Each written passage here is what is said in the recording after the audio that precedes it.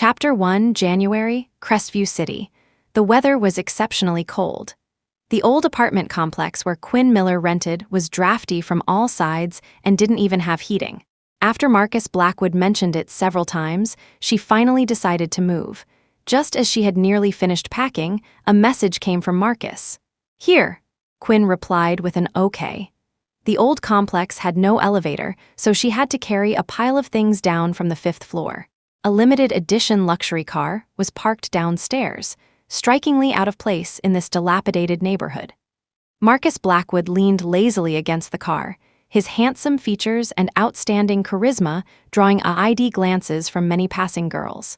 Quinn was panting from exhaustion and was just about to call out to him, but then she saw a pretty girl walk up to him, frowning and complaining. "Marcus, how can it be so hard to even find a restroom in this dump?" Marcus's tone was languid. "It's not like you're living here." With that, he looked up and saw Quinn. "Why are you still keeping all this junk?" Seeing her struggling with so much luggage, Marcus, despite his words, reached out to take it from her. Quinn spoke softly, "It's a shame to throw them away." Knowing she was frugal, Marcus didn't bother saying more. He put the luggage in the trunk and then introduced Quinn, "Rhonda, my girlfriend." A pang of bitterness shot through Quinn's heart, but her face remained composed as she offered the girl a friendly smile. He had just introduced her to a new girlfriend last month. She hadn't expected him to switch so quickly. The pretty girl named Rhonda was also sizing Quinn up. Before coming, she had heard that the usually wild and unrestrained young master of the Blackwood family was actually going out of his way to help someone move a girl he had grown up with. A sense of crisis had filled her, which was why she had insisted on tagging along. But after seeing Quinn, that so-called sense of crisis vanished. Because Quinn looked utterly ordinary. No stunning looks, no captivating aura, and certainly no money. She didn't seem like someone who could be friends with a young master like Marcus Blackwood for so many years. Seeing her living in such a place, Rhonda's gaze towards her grew increasingly disdainful. Without even a greeting, she whined to Marcus about the bad air quality and urged him to leave quickly. Quinn felt a little awkward and silently took a seat in the back. On the way, Rhonda couldn't help her curiosity. "Quinn, how did you and Marcus meet?" Actually, many people in Marcus's circle had asked this question. Over the years, Quinn had grown accustomed to their peculiar looks. She answered frankly, "My dad used to be the Blackwood family's driver." Quinn had gone to the Blackwood estate with her father when she was 8. Marcus hadn't liked her much at first. Later, when he fell into a lake, Quinn had used all her strength to save him. From then on, she seemed to have become Marcus Blackwood's little tag along. Quinn's ordinary, unremarkable life was like a glass of bland, boiled water. The only extraordinary thing about it was that she was Marcus Blackwood's friend. Marcus Blackwood, the young master of the wealthy Blackwood family, the golden boy of their circle, was clearly from a different world than Quinn. Yet, ever since they were children, he liked to have her around for everything he did. They grew up together, drank from the same glass of milk, read the same comic books, and napped in the same bed.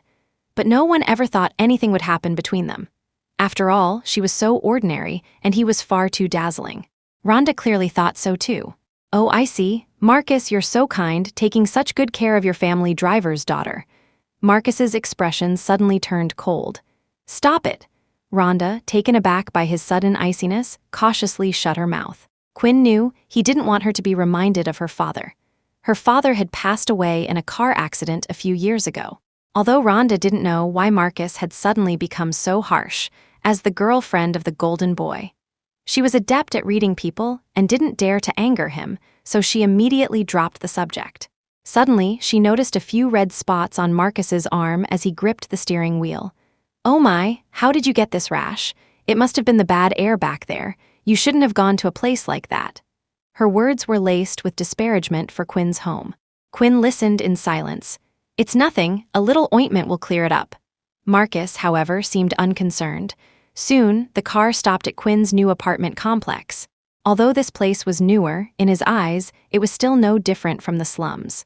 As he got out of the car, he asked, "Are you sure you want to live here?" The previous old house was not only dilapidated, but also had poor security. A drunkard had once tried to pry open her door. When Marcus found out, he immediately offered her a villa to live in, but Quinn insisted on finding her own place. "This place is quite nice." Marcus couldn't sway her, so he helped Quinn take her luggage inside. "Wanna grab some lunch together?" Just as Quinn was about to speak, Rhonda interjected with a sneer, "Marcus, we're going to a top-tier French restaurant later. Miss Miller is all dusty from moving today. She might get turned away at the door. Maybe we should take her to buy some new clothes first."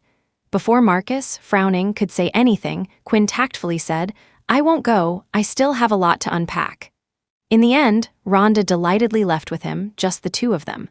Quinn silently organized her new home alone, until a very old pink box fell out of her luggage, scattering many envelopes on the floor. Quinn froze, then slowly picked them up. Inside, 10 love letters were preserved. They were filled with her unrequited love for Marcus Blackwood, from the age of 15 to 25. Chapter 2, Quinn Miller loved Marcus Blackwood. It was perfectly normal for Cinderella to fall for the dazzling prince, but the beauty of a fairy tale had never played out for her. From the age of 15, every Valentine's Day, Quinn would painstakingly prepare a love letter and a gift, intending to confess to Marcus. But every year, every single time, on Valentine's Day, he would bring a new girlfriend to introduce to her. For 10 whole years, her secret crush never had a chance to be voiced. Quinn never really dared to hope to be with Marcus. After all, the distance between them was like the Milky Way. When they were children, he was the young master, and she was the driver's daughter. When they grew up, he got into a top university in the country. She only managed to get into a regular one. After graduation, he took over the family business. She could only find a job as a clerk in a small company. How could two parallel lines, never meant to intersect, become entangled just because of her wishful thinking? Quinn smiled bitterly and neatly placed the love letters back into the box. She just felt a little regretful that she had never said it out loud. Quinn spent the entire day organizing. The not-so-spacious rented apartment instantly became neat and tidy. By the time she finished her shower and was ready for bed, it was almost 10 o'clock at night. Just as she was about to turn off the light, suddenly, there was a knock on the door. She opened it to find, to her surprise, Marcus Blackwood. Quinn was stunned for a moment, then immediately stepped aside to let him in. He entered as if it were his own home, familiarly found the shoe cabinet, changed into the only pair of men's slippers, and then, completely disregarding his young master image, collapsed onto the sofa, looking somewhat tired. "Quinny, I want some of your simple noodles." Growing up, Marcus was the only boy Quinn had ever been close to. She didn't know if other men behaved this way in the homes of their ordinary female friends. But she knew she liked it when Marcus relaxed in front of her. "Weren't you full from the French dinner?" Marcus made a tusk sound. "What's so good about that stuff? I still like your noodles the best." Quinn smiled. "Then I'll go make them for you." She worked quickly. In just about 10 minutes, she brought out 2 bowls of noodles from the kitchen. Thin, white noodles, accompanied by a fried egg and a few sprigs of bright green vegetables, filled the room with an enticing aroma. Marcus, wearing a 6-figure suit, was huddled in the small dining area eating noodles with her. The scene made Quinn feel a bit dazed, but it was only at times like these that their two worlds seemed to draw a little closer. Marcus quickly finished his noodles. "I'm not leaving tonight." He was truly tired and lay back down on the sofa. Quinn wanted to remind him that he had a girlfriend now, and it wasn't appropriate for him to stay overnight at another woman's place. But before she could speak, she saw Marcus had already fallen asleep on the sofa.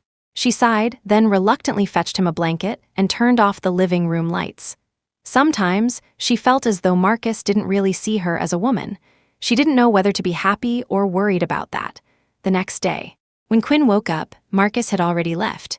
The expensive suit from last night had been tossed into the trash can because it was dirty. He was always like that. No matter how expensive something was, if it got dirty, he wouldn't want it anymore. And she, on the other hand, couldn't bear to throw away a blanket that had been washed until it was faded.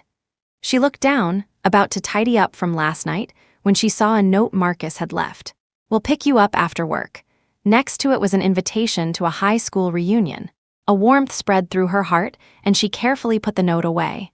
At the office, Quinn worked at a small newspaper. Recently, the paper was preparing a series of exclusive interviews with Crestview City's tycoons. She inevitably heard her colleagues talking about Marcus Blackwood.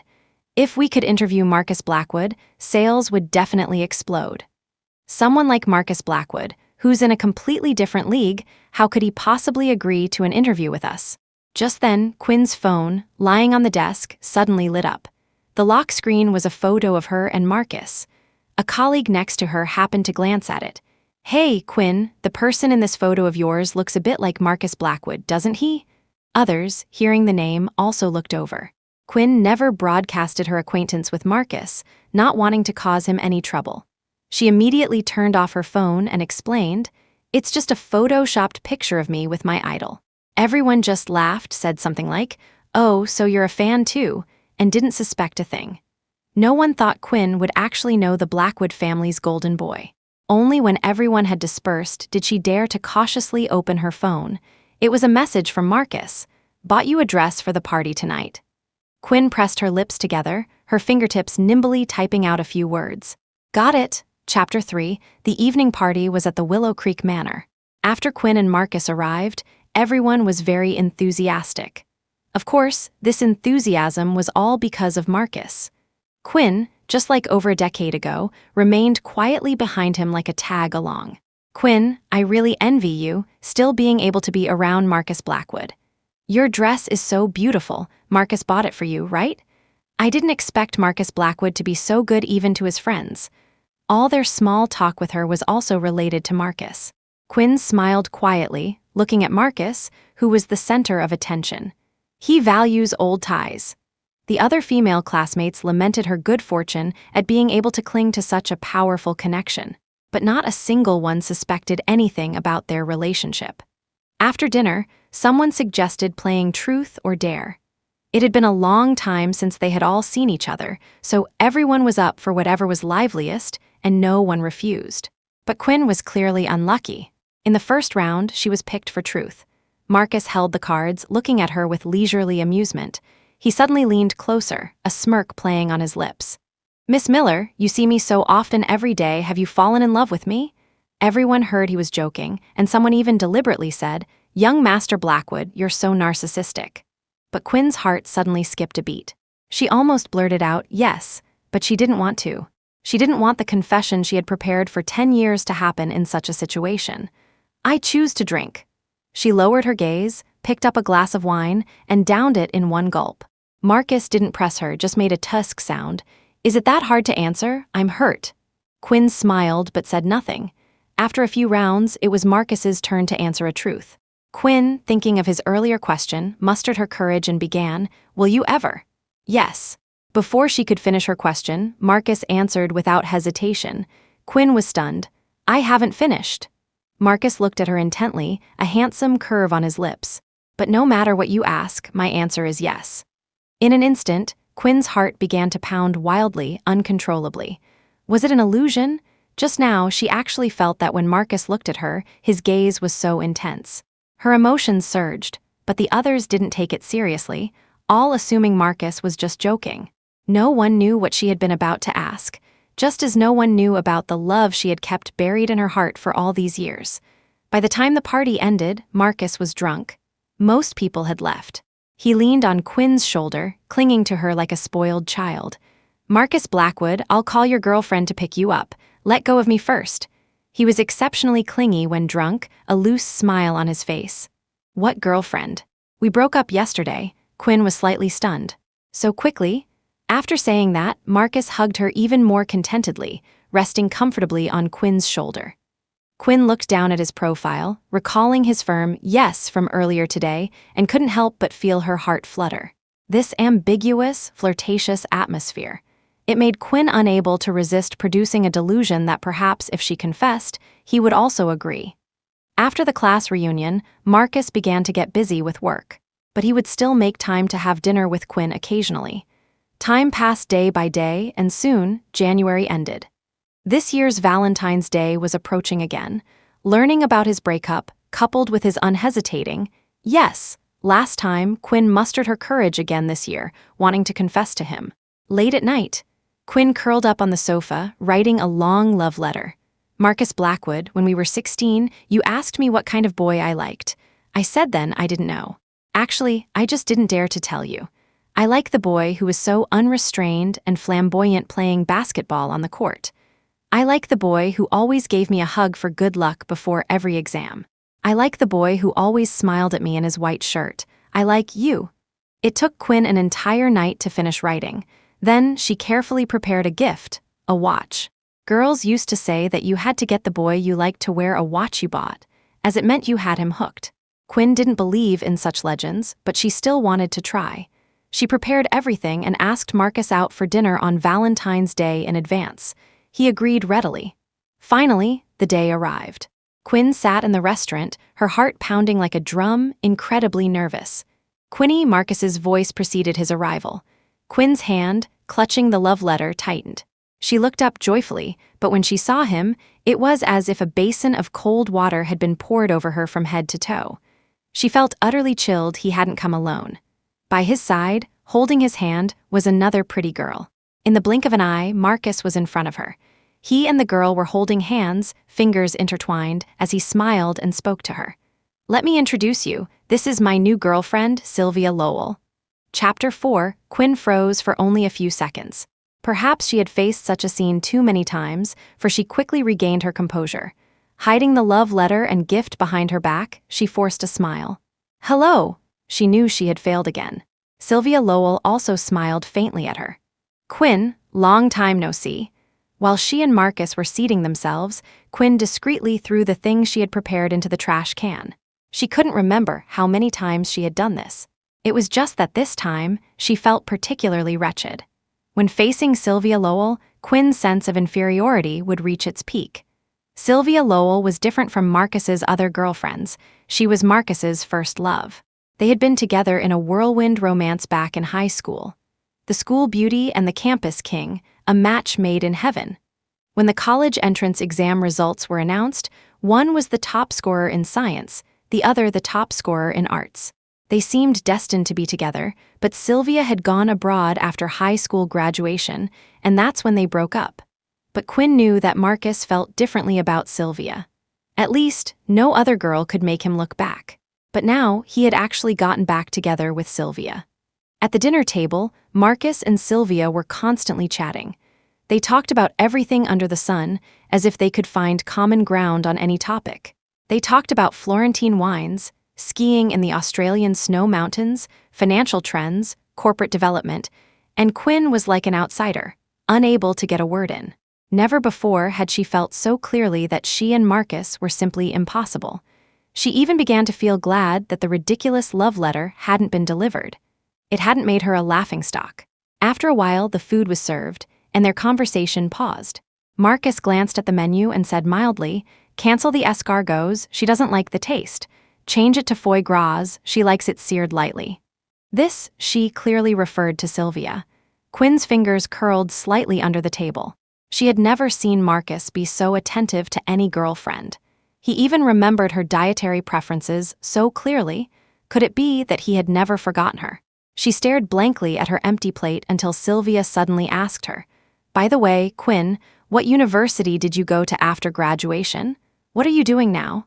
It was a perfectly normal question, yet Quinn found it exceptionally difficult to answer. Back then, she had studied day and night, all for the sake of getting into the same university as Marcus. But some people, no matter how hard ordinary individuals tried, were simply out of reach. She hadn't dared to slack off for a moment, but during the 2 days of the college entrance exams, she suddenly fell ill with a high fever, which led to her underperforming. After failing the first college entrance exam, Quinn shut herself in her house for 3 days without going out. At that time, Marcus stood downstairs from her house for several consecutive days under the scorching sun. She refused to see anyone, so he waited all day. When she finally agreed to see him, he didn't say much. He only gave her a book. On the flyleaf of that book was written, "Quinny, no matter where you go, I'll be in your future." That sentence made her cry for an entire night. Later, Quinn chose to retake the year. She achieved the best score she could within her capabilities, but she still couldn't get into his university. She went to another, ordinary university in the same city. After graduation, she could only get a job as an ordinary clerk at a newspaper. Quinn's expression was calm as she tried her best not to appear too embarrassed. just a junior staff member, barely making ends meet. She knew Sylvia was now managing several branches of the Lowell family's companies. They were worlds apart. Sylvia smiled. Being able to make ends meet is good enough. So, are you married now? Quinn shook her head again. I don't have a boyfriend. What? Sylvia was very shocked. After all, in her eyes, an ordinary girl like Quinn should have found a suitable man to marry early on. Otherwise, her prospects would only dwindle as she got older. But she didn't even have a boyfriend. Perhaps driven by some unknown impulse, Sylvia said. Then let me introduce you to someone. I have a few university classmates who are quite nice. Chapter 5. Hearing this, Quinn subconsciously glanced at Marcus Blackwood across the table. Sure enough, his face had turned slightly cold. Before Quinn could speak, he answered for her. No rush, she doesn't want to date right now. This was the reason she hadn't been dating. Although she had always stayed by his side merely as a friend, Marcus hated seeing any other men around her. During university, Quinn had once been dragged to a mixer by her roommate. Marcus, who was originally out of town for a competition that day, found out and rushed back that very night, pulling her out of the mixer. It was the first time he had been so angry, poking her forehead and scolding. Quinn Miller, what kind of sketchy mixer do you dare to attend? With your brains, aren't you afraid of being eaten alive, not even bones left? Then he forced her to promise never to go to any mixers again. Afterward, whenever someone tried to introduce her to a potential date, Marcus would obstruct it in every possible way. At those times, Quinn would ask him with a hint of anticipation, Marcus Blackwood, why don't you want me to date? He would say, you want a boyfriend. Isn't it so you have a shoulder to cry on when you're sad, someone to share your happiness with, and someone to protect you when you're in danger? I can do all of that. I'll always protect you, so don't get a boyfriend. Because of those few words, she really hadn't sought a partner since. Sylvia Lowell glanced at Marcus. Marcus explained lightly, Quinn is introverted. She doesn't really like interacting with people anyway. Perhaps not wanting Sylvia to misunderstand, he attributed her long-term, single status to her introverted personality. As if the person who forbade her from having a boyfriend back then no longer existed. Quinn lowered her head, saying nothing. After a while, Marcus stepped out to take a call. Only she and Sylvia remained at the table. Sylvia smiled. Quinn, you should still find time to date. Although your relationship with Marcus is good, he'll get married sooner or later, won't he? The young mistress of the Blackwood family must be someone of equal social standing to him, don't you think? Quinn understood her warning and said calmly, I understand. After dinner, Sylvia coquettishly asked Marcus to accompany her to a movie. Quinn didn't want to disturb them. You two go ahead, I can get back on my own, Marcus nodded. Then be careful. Then, Quinn watched him open the passenger door for Sylvia, even carefully shielding her head. He had never been so considerate with any other girl. Quinn couldn't bear to watch any longer, turned, and hailed a cab to leave. When she got home, she received another call from her mother, Eleanor Miller. Ever since her father passed away in the car accident, mother and daughter had relied on each other. Eleanor was very concerned about her marital prospects. This time, it was another call urging her to marry. Quinny, you're not young anymore. You refused all the blind dates I arranged for you before, so have you found a boyfriend yourself? Quinn said wearily, Mom, there's no one suitable around me. How can there not be? Since you're so close to young Master Blackwood, can't he introduce you to some decent guys? Ask Marcus to introduce someone to her. Her grip on the phone tightened. Putting aside whether the guys in Marcus's circle would even be interested in her, if she dared to ask Marcus this, he probably wouldn't let her off the hook first. It had always been him forbidding her from having a boyfriend, forbidding her from dating, and certainly forbidding her from getting married. Mom, please don't worry about it. I have my own plans. But she had used this excuse to fob her mother off too many times in the past. Eleanor no longer trusted her. Then I'll give you 3 more months, final offer. If you still don't have a boyfriend by then, you must go on blind dates for me. No discussion. With that, Eleanor hung up the phone directly, giving her no room to refuse. Quinn sat on the sofa, stunned for a long time. Marcus's face floated before her eyes, followed by thoughts of all his special treatment of Sylvia. Her mind was a complete mess. Chapter 6. Since Sylvia Lowell's return, Marcus Blackwood had visited Quinn Miller much less frequently. He spent most of his time with Sylvia. One could always see photos of them on dates and outings on his social media feed. Marcus wasn't one to post frequently, but he would share every photo taken with Sylvia. Within a few days, his feed was full of teasing comments from friends. "Our eyes have been blinded by your love. Bro, stop with the public displays of affection. I seriously suspect Marcus Blackwood's account has been hacked." Quinn silently scrolled through, put down her phone, and tried to do something else to distract herself, but her mind was filled with those pictures. A sour feeling kept welling up in her heart, and she couldn't suppress it no matter how hard she tried. The next time she heard news of Marcus was on a rainy night. Marcus's assistant, Mr. Finch, suddenly called Quinn, his tone urgent. "Miss Quinn, Mr. Blackwood drank too much at a social engagement today and has a persistent stomachache. He refuses to let us take care of him. Could you please come over?" Whenever Marcus got drunk in the past, Quinn was the one who took care of him. She was about to get up, but then something occurred to her, and she hesitated. Isn't Sylvia Lowell there? After all, he had a girlfriend. It wasn't appropriate for her to go over so late. "Mr. Finch said anxiously, "I can't reach Miss Lowell. Miss Quinn, please, I'm begging you." Then, the sound of a glass shattering came from the other end. Quinn knew Marcus's temper too well when he was drunk. Ultimately, worry got the better of her, and she braved the rain to go. By the time she reached Marcus's villa, she was soaked to the bone. Cabs were hard to find on a rainy night. She had practically run most of the way. "Miss Quinn, you're finally here." Seeing her, Mr. Finch looked as if he'd seen a savior.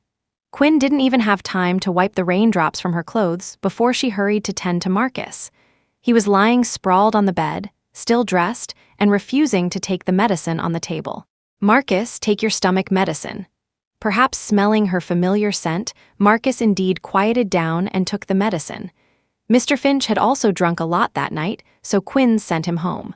She stayed in the room alone, taking care of Marcus all night. The next day, when Marcus woke up, Quinn was dozing off, slumped by the bedside, her head resting on the edge of the bed. When Marcus moved, she woke up too. But as soon as she opened her eyes, she felt her whole body burning hot, her cheeks flushed red. She had been drenched in the rain for so long last night, hadn't taken any medicine, and had been busy taking care of him. It looked like she had a fever. Marcus wasn't surprised to see Quinn there. He only asked, "Why is your face so red?" Quinn forced herself to stand up, not telling him the truth. "It's nothing, just a bit tired." He didn't pay much attention, got out of bed to take a shower. Quinn also tried to stand up, but as soon as she rose, her head suddenly spun and she stumbled, nearly falling. Fortunately, Marcus caught her with quick reflexes. "What's wrong?" His hands holding her didn't let go, and their posture looked somewhat intimate. Just then, the room door suddenly opened. Sylvia Lowell stood at the entrance and saw the scene. Her face changed abruptly. "What are you two doing?" Only then did Marcus react, immediately releasing Quinn. "It's not what you think," but before he could explain further, Sylvia, her eyes red, had already run out. Marcus immediately chased after her, accidentally knocking Quinn over in his haste. But he couldn't be bothered with anything else, his mind solely focused on catching up to Sylvia. Quinn was burning up all over. Afraid he wouldn't be able to explain things clearly on his own, she had no choice but to follow him out. Downstairs, she saw Marcus and Sylvia entangled. Marcus held Sylvia tightly in his arms, explaining, "Sweetheart, don't be upset. It's really not what you think. I was drunk and she came to take care of me. My assistant always calls her." "Why does it have to be her?" Marcus frowned, some words slipping out. "Can't you just see her as a nanny?" Not far away, Quinn heard this sentence and her back stiffened. Sylvia's expression, however, improved somewhat. "Then tell her to get lost. I don't accept her constantly coming to your house." Marcus patiently coaxed her. "Okay, I won't let her come over again next time." Then, he hugged the girl tightly, coaxing her. A handsome man and a beautiful woman, quite a sight. Quinn suppressed the bitterness in her heart, knowing she shouldn't appear again. She endured her discomfort and turned to leave. Chapter 7, back home, the person who had been holding on finally collapsed. She fell in her small rented apartment. The floor was clearly icy, yet it seemed to scald a tear from the corner of her eye. When she woke up, it was already dark outside. Her body was burning hot. Mustering her last bit of strength, she found some cold medicine and swallowed it dry. Then she climbed back into bed. She opened her phone, it was blank. Marcus Blackwood hadn't looked for her either. He was probably still busy appeasing Sylvia Lowell. After that day, Quinn no longer actively sought out Marcus. She didn't dare to. Some hurtful words, once heard, were enough to be etched in her memory forever. Some more time passed like this. Marcus actually came looking for her, saying he wanted to take her to a banquet. When his assistant delivered the gown, Quinn found it incredible. In the past, it was always his various girlfriends who accompanied him to such occasions. Moreover, now he had Sylvia, and Sylvia had clearly expressed her discomfort with Quinn's presence. How could he still ask her? But the gown had already been delivered. Left with no choice, Quinn went to the banquet that night. Arriving at the hotel, Marcus walked over and took her hand. "You look beautiful tonight." Quinn felt a little uncomfortable and tried to pull her hand away. "Where's Sylvia?" Marcus's expression suddenly turned cold. "Don't worry about her." With that, he firmly led her inside. Quinn didn't know why he had such an attitude and wanted to ask again, but upon entering the banquet hall, she discovered that Sylvia was actually there too. Seeing Quinn, a flash of annoyance and contempt crossed Sylvia's face, but she merely turned away coldly. Only when Marcus walked away did Quinn take the opportunity to secretly find the assistant and ask what had happened between them. From the assistant's description, she learned that a couple of days ago, Marcus had discovered Sylvia was still in contact with her ex-boyfriend from overseas. They had a huge fight, and he had even said they were breaking up in a fit of anger. At that moment, Quinn completely understood why Marcus had asked her to this banquet where Sylvia was also present. He was using her as a tool to provoke his girlfriend. Throughout the entire banquet, Marcus was exceptionally intimate with her. He asked her to help adjust his tie, got food for her, and held Quinn's hand the entire time.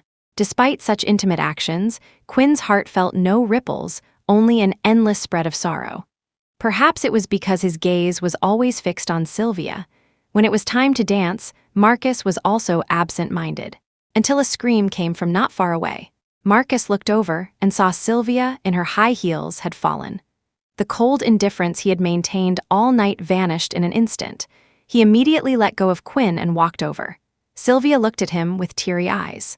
"It hurts so much," Marcus, completely disregarding that they were still fighting, directly swept her up in his arms and left the banquet hall. He didn't spare Quinn another glance. She stood there alone. Everyone else had started dancing. Only she was left without a partner. With Marcus gone, the socialites who already looked down on her became even more undisguised in their contempt. Her dream of marrying up is shattered again. How amusing. With Sylvia Lowell around, how could Marcus Blackwood possibly be interested in her? She can't even compare to one of Sylvia's fingers. A driver's daughter, really thinking she's Cinderella. Listening to these mocking words, Quinn slightly lowered her gaze, her profile hidden in the shadows, making her expression unreadable. After the banquet ended, she silently turned and left. The hospital. Quinn came here as soon as the banquet finished, deciding to check on Sylvia. Just as she reached the second floor, she saw Marcus leaning against the wall outside the corridor. Sylvia was probably undergoing an examination inside. A few of Marcus's childhood friends were also there, waiting with him. She was about to walk over when she suddenly heard one of the friends ask, "What on earth were you thinking? You knew Quinn liked you, and you still deliberately used her to provoke Sylvia?" Chapter 8. Quinn's steps faltered instantly. Her mind was consumed by the phrase, "You knew Quinn liked you." Marcus Blackwood, he actually knew she liked him. Her hands trembled as she clutched the wall beside the staircase. The next second, she heard Marcus's deep voice. "I wasn't thinking that much, I just lost my temper." His friend sighed. "Then isn't that cruel to Quinn? Let's not even talk about whether she's right for you or not, but you knew she liked you, never responded, never rejected her, just played dumb while she liked you for 10 years. Do you remember, 4 years ago, when you went to a competition in the neighboring state, you posted on your social media feed that you wanted to eat that special steamed rice cake? She ran across half the city in a snowy night to bring it to you. 3 years ago, you got drunk and disappeared. No one could find you, and she searched for you all night alone in the rain. 2 years ago, when your flight to Australia had an incident, she didn't know you hadn't boarded and went straight abroad to find you, Marcus. She's given enough. But you don't give her hope, yet you don't let her leave. Don't you think you're being a real jerk?" Those words were harsh. Marcus remained silent for a long time, then said irritably, I know, but what can I give her? I can't give her anything. But I can't lose her either, so I can only pretend I don't know anything. He couldn't reciprocate her feelings, yet he couldn't accept her leaving. Quinn's mind exploded with a roar. An indescribable emotion rushed to her head. She stood there, frozen, watching Marcus's agitated figure in the distance. He knew. He had always known. He knew she had secretly loved him for 10 whole years, knew all her unspoken emotions. But he had chosen to be a bystander, still interacting with her as a friend for so many years. Thinking about how her feelings had been transparent to them all these years, Quinn's face instantly drained of all color. She turned, trembling, unwilling to let them see her wretched state. Back home, Quinn numbly curled up in a corner of the sofa. She replayed the bits and pieces of all these years in her mind. Marcus's gentleness towards her, his care for her, his concern for her. But more so, it was his string of different girlfriends, his avoidance of her feelings, his unique favoritism towards Sylvia Lowell. At this moment, she suddenly felt that her cautious self over these years was ridiculous. Yes, truly ridiculous. Marcus Blackwood had known all along. What was there for her to be afraid of? Quinn sat on the sofa all night. It wasn't until the next morning that Marcus called, as if he had finally remembered her, abandoned at the banquet hall yesterday. Quinn didn't mention anything. Finally, she slowly parted her lips, Marcus Blackwood. Next week is my birthday. Can you make time to have dinner with me? There was a few seconds of silence on the other end before he finally agreed. After hanging up, Quinn began to prepare a new love letter and gift. She no longer harbored hopes of being with Marcus, but this time, she wanted to tear away the protective paper called friendship between them. On her birthday, a light spring rain drizzled over Crestview City. Quinn sat in the restaurant, waiting for Marcus for a long time.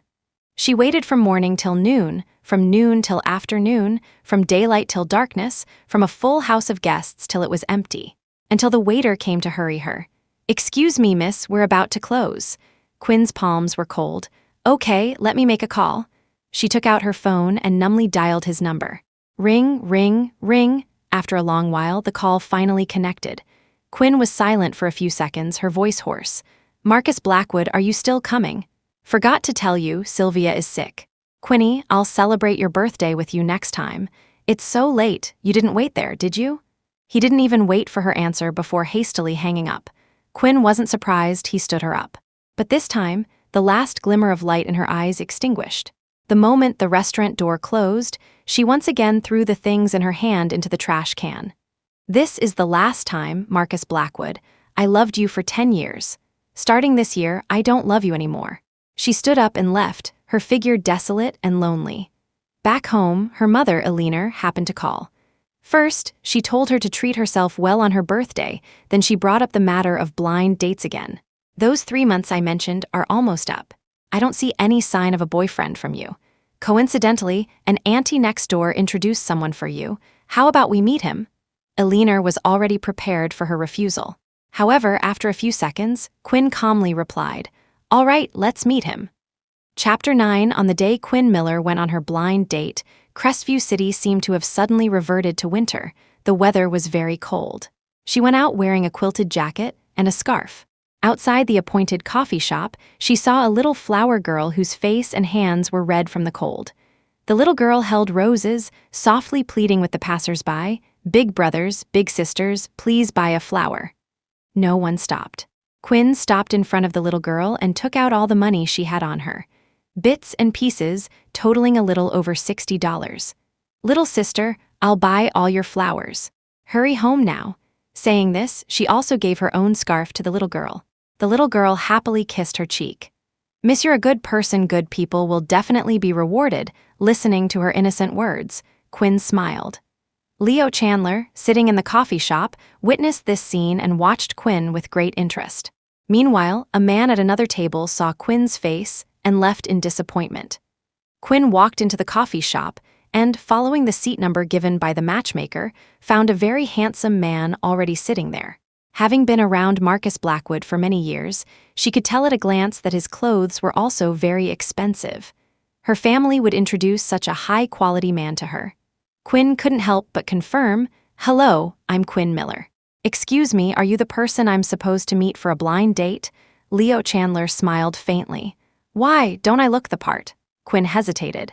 Indeed, he didn't quite look it.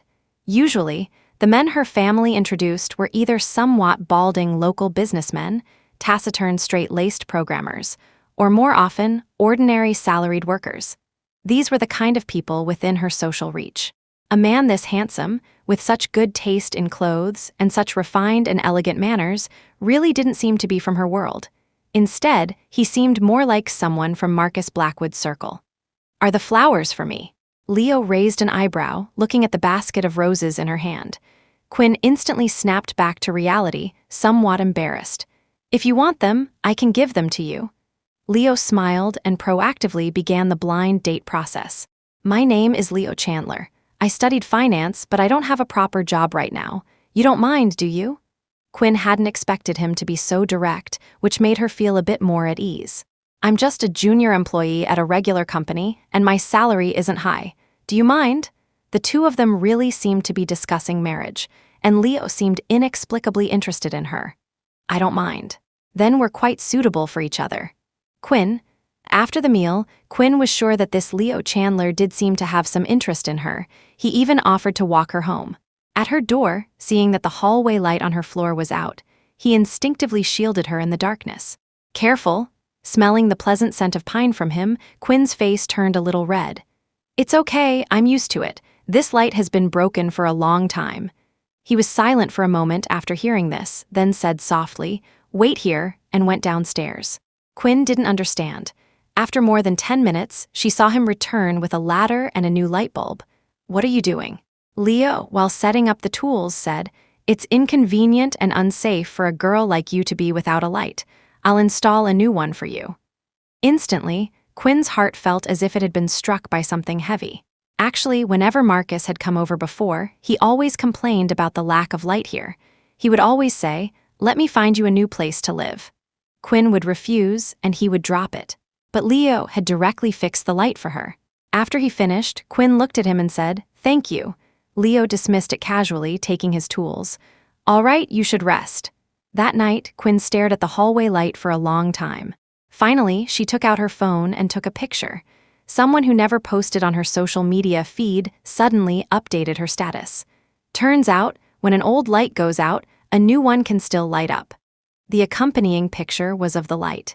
Chapter 10, Marcus Blackwood only saw her social media post the next day. He sensed that Quinn Miller seemed to be alluding to something, but it wasn't very clear.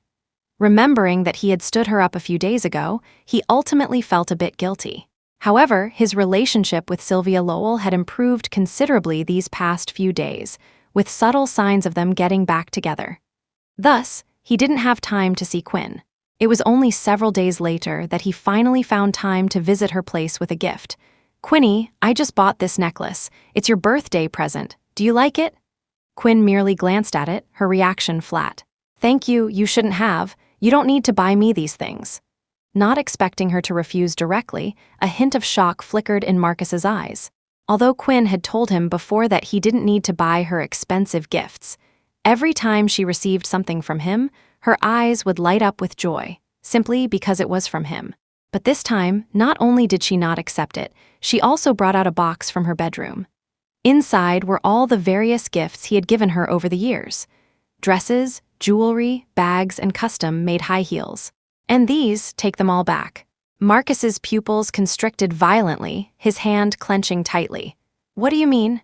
Quinn's expression remained calm. I'm moving. I'll be living there permanently. These things are very expensive, and I'm afraid they'll get damaged during the move. Can you keep them for me for now?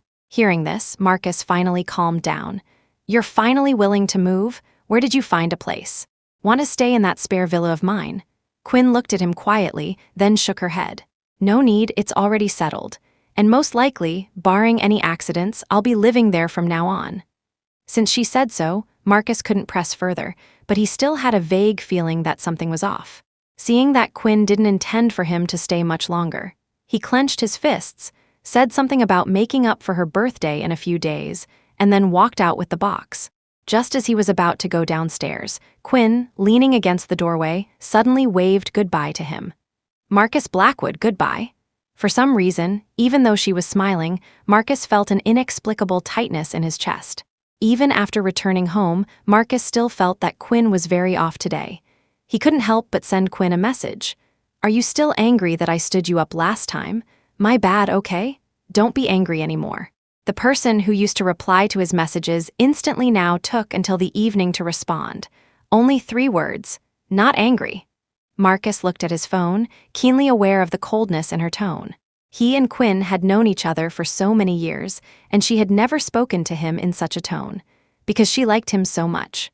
So much that, no matter how many people were in a crowd, her eyes would always follow only him. So much that she had silently accompanied him for so many years. His one word, "Don't get a boyfriend," and she had never once dated. So much that she was happy because he was happy, sad because he was sad, and because of a single word from him, she would toss and turn, unable to sleep. Her affection was so clumsy and easy to guess. It seemed that this time she was truly, deeply angered. Well, whatever, he'd just have to coax her a bit more. In the following days, he would occasionally message Quinn, asking if she wanted to go out for dinner or a gathering, but her replies were always cold. And sometimes she would even deliberately not reply. Initially, Marcus had patience for a few days, but then he got busy trying to win Sylvia back. Just like that, unknowingly, he and Quinn hadn't seen each other for nearly a month. Until the high school class president and vice president, after dating for many years, announced they were getting married and organized another class reunion. The day before the reunion, Marcus habitually sent Quinn a text. "I'll pick you up tomorrow." She never replied. Marcus was somewhat dissatisfied with her recent aloofness. His young master's temper flared, and he decided to just ignore it. The next day, Marcus went to the reunion with Sylvia. Walking into the private room, they once again caused a stir. "After all these years, you two are still the best match." Marcus nodded absently, then noticed Quinn wasn't there. He frowned and sent her another message. 10 minutes passed, and she still hadn't replied. It was almost time for the food to be served, and Quinn still hadn't arrived. Marcus finally couldn't sit still any longer and abruptly stood up. A classmate next to him looked up. "Marcus Blackwood, where are you going?" Marcus picked up his car keys. "To pick up Quinn." Someone casually remarked, "She's busy preparing for her wedding, how would she have time to come?" In an instant, the atmosphere in the entire private room froze. Marcus's body stiffened, and he whirled around. "What wedding?" Seeing his murderous expression, the others looked shocked. "You didn't know? We all received her wedding invitation." Didn't you get one?" A ringing filled his ears, as if something was shattering. For a moment, he almost suspected he had misheard, but they were clearly talking about Quinn. The Quinn who had grown up with him. She was actually getting married behind his back. Before he could even react, the others saw the man, who usually remained unfazed even in the face of a collapsing mountain, run out like a madman. The sports car sped along, running countless red lights. The half-hour journey from here to Quinn's place was cut down to 15 minutes. He frantically ran to Quinn's door, pounding on it wildly. Quinn, the next second the door opened. But the person who came out was not Quinn. When Marcus saw the person in front of him, his pupils nearly exploded. "Who the hell are you? Where's Quinn?" Leo Chandler's hair was slightly damp, and he was wearing a bathrobe, seemingly having just finished some vigorous activity. He leaned against the door, casually looking at him. "She's asleep. Want to take a look?" With that, he stepped aside, allowing Marcus to see inside. Chapter 11. A quick glance at the bed revealed someone lying there, and a pair of pink slippers lay beside it. Rage instantly surged in Marcus Blackwood's heart, and he unexpectedly punched Leo Chandler in the face. "You goddamn animal!" Leo didn't seem particularly angered by Marcus's punch. A faint, almost imperceptible smile still played on his lips. He prodded the spot Marcus had hit with his tongue, then spat out a mouthful of bloody saliva. Leo glanced at Marcus, an eyebrow raised slightly. Though he'd been inexplicably given a quick beating, he seemed to be in a good mood. "Excuse me, who might you be?" Marcus had no intention of dealing with this man who had appeared out of nowhere and at an unknown time. His sole focus was on rushing in and snatching the person inside. His mind raced, thinking, so this is why Quinn had been so unresponsive to his messages. Was it because of this man? Leo discerned Marcus's intentions and quickly blocked his path with his body. "You can hit me." But the person, she's mine. The sight of the red marks on Leo's chest, exposed by his bathrobe, was jarring to Marcus. His clenched fists bulged with veins, his eyes bloodshot like a man-eating tiger. Leo looked down indifferently at Marcus, who was being impolite and still trying to solve things with force. He tutted twice, showing utter disdain for such barbaric behavior. Leo raised an eyebrow and said coolly, "If you continue to be so unreasonable, sir, I don't mind letting the police handle this."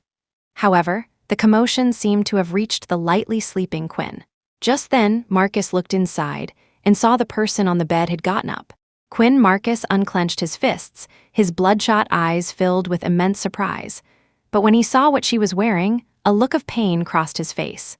Quinn was wearing a white shirt that looked ill-fitting. It was clearly Leo's. She habitually leaned towards Leo, lifting her sleepy, unfocused eyes to look at Marcus. After just one glance, she coldly averted her gaze. "It's so late, young Master Blackwood. Is there something you need from me?" But Leo, seeing Quinn come out wearing only a shirt, was clearly on guard and moved to stand in front of her. Marcus first glanced at Leo, then his gaze fell on Quinn, a complex emotion flickering in his eyes. After a long hesitation, he finally spoke. "You're getting married?" Quinn feigned sudden realization and said to Marcus, "Oh, right.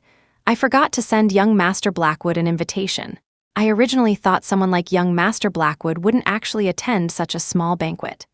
Seeing Marcus's face grow increasingly unsightly, she chuckled softly, lowered her head, and went into the room to get an invitation. She also casually picked up a pen and, right there in front of Marcus, wrote his name on it. Then, with a beaming smile, she handed the freshly prepared invitation to Marcus.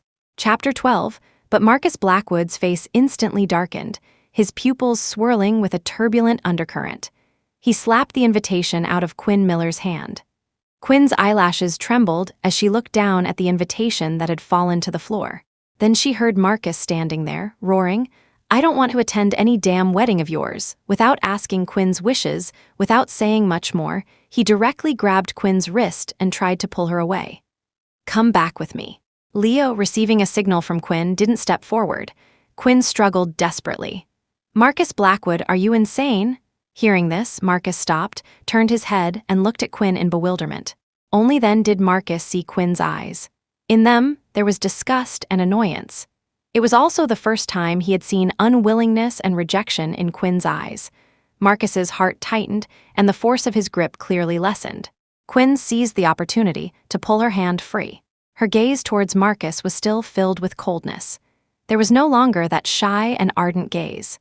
Seeing this, Marcus immediately blurted out, afraid Quinn would say the words he least wanted to hear at that moment. "I know you're angry with me. I know you're jealous of Sylvia Lowell. I won't be with her anymore. Quinn, come back to me, okay?" Quinn remained silent for a long time, a disdainful smile playing on her lips. It was like a knife hanging over Marcus's head, teetering, as if it would stab him full of holes in the next moment. When she looked at him directly again, it was with a coldness and unfamiliarity Marcus had never seen before. "Marcus Blackwood, can you stop being so delusional? Who you're with, what does that have to do with me?" If Marcus hadn't known Quinn had been secretly in love with him, he might have actually believed her words. Seeing Quinn persistently deny her secret love for him, and then seeing Leo standing there, Marcus, caught between Quinn leaving him to marry someone else and exposing Quinn's 10 years of feelings for him, chose to break through that final barrier. He paused for about half a minute, his gaze towards her becoming mournful and lingering. His voice, when he spoke, was careful. "Quinny, I know you've liked me all these years. I also know you have no feelings for this man right now. I can't live without you, and you like me. Why do you still want to marry someone you don't like?" Since Marcus himself had brought it up, Quinn decided to make things completely clear in front of both Marcus and Leo. Yes, she had indeed secretly loved Marcus for 10 years. It was originally just a secret crush, but she never expected Marcus to have known all along what her feelings for him were. She was, by nature, a coward. Her love was too restrained. How many times had she wanted to speak, but hesitated, her affection hidden in sidelong glances, the turmoil in her heart only dared to be written on paper. Those papers held 10 years of cautiousness and secret joy. Yet in Marcus's eyes, it was all dismissed with a simple, he couldn't leave her. Chapter 13, knowing Marcus Blackwood was dating someone, hearing his words that showed he didn't care about her at all. Every time she pretended to leave nonchalantly, those sleepless nights, Quinn Miller endured them. Endured until her hair was disheveled, her spirit exhausted, until she could barely stand. At that time, every time she learned Marcus had a new girlfriend, one after another. Quinn's entire body felt as if all her bones had been removed, aching to the point of trembling. Amidst countless blows, countless hurts. It wasn't that she hadn't thought about ending this unrequited love. Quinn had tried to save herself, only to find her flesh already stuck to the chopping block. Her affection for Marcus had reached a point even she couldn't resolve. She struggled again and again, a bloody mess each time. Utterly exhausted, like an oil lamp running dry, that was it. You want a boyfriend, isn't it so you have a shoulder to cry on when you're sad, someone to share your happiness with, and someone to protect you when you're in danger? I can do all of that. I'll always protect you, so don't get a boyfriend. Can't you just see her as a nanny? Quinny, I'll be in your future. Initially, she thought Marcus got angry when he saw her with other people because he truly had feelings for her. Only later did she discover that Marcus knew she had liked him for 10 years but had never given a response. He had promised forever. But in less than a decade, everything had changed. The seas had turned into mulberry fields. If she had never heard those words, if she had continued to love him foolishly. Perhaps Quinn really would have, because of what Marcus had said before, never looked for a boyfriend. She would have fantasized that sooner or later Marcus would notice her, would be moved by her sincerity. But it turned out to be all false.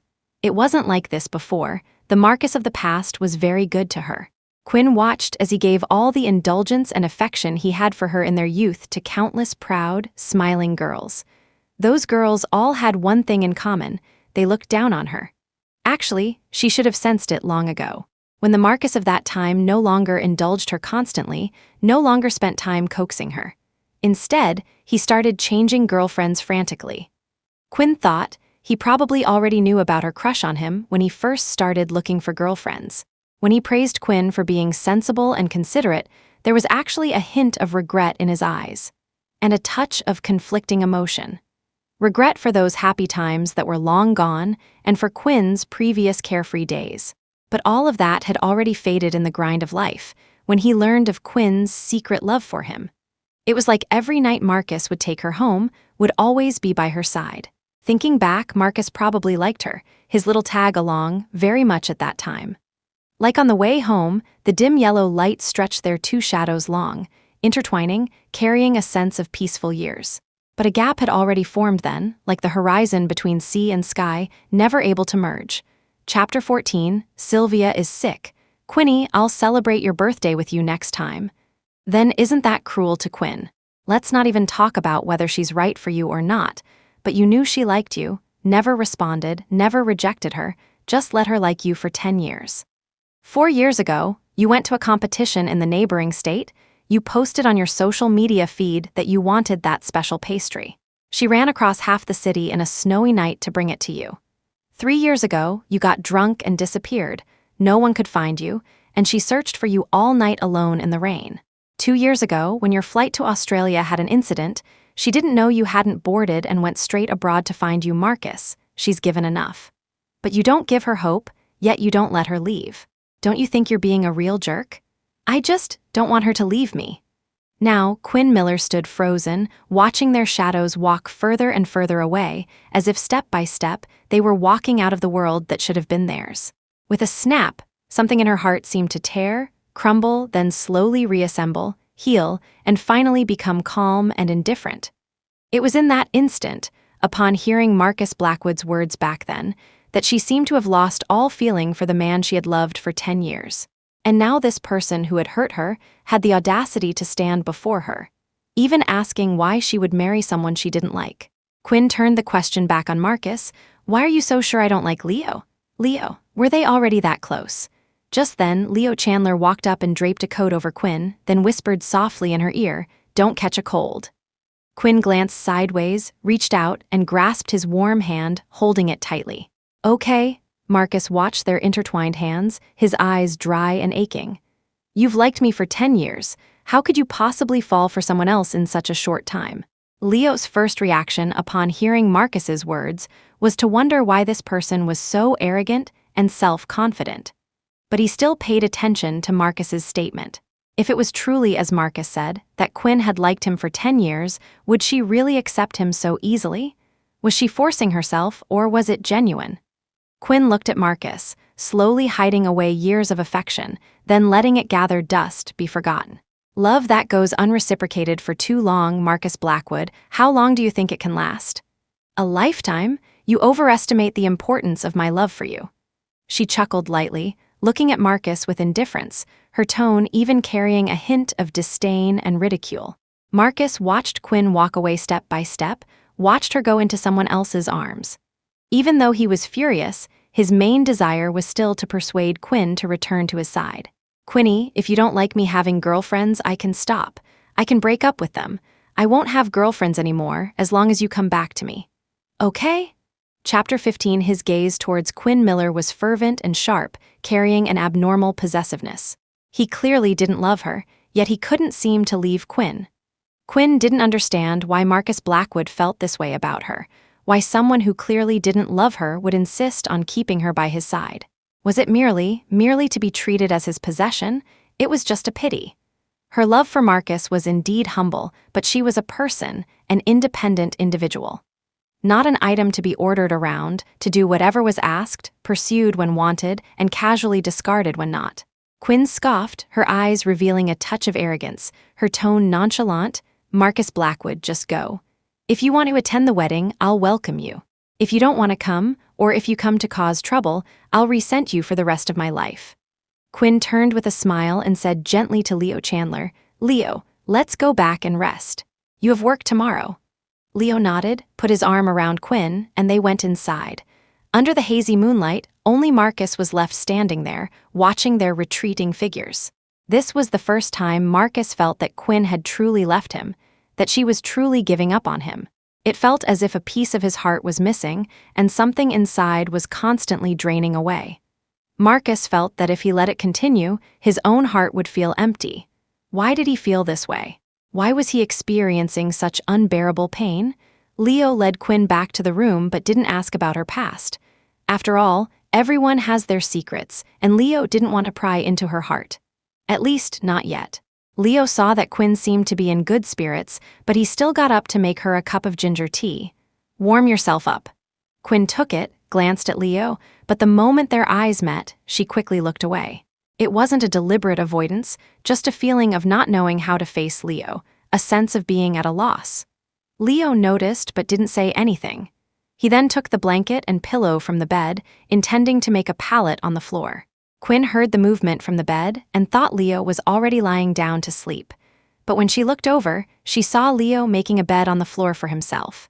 She wanted to speak, but then she remembered she was a girl.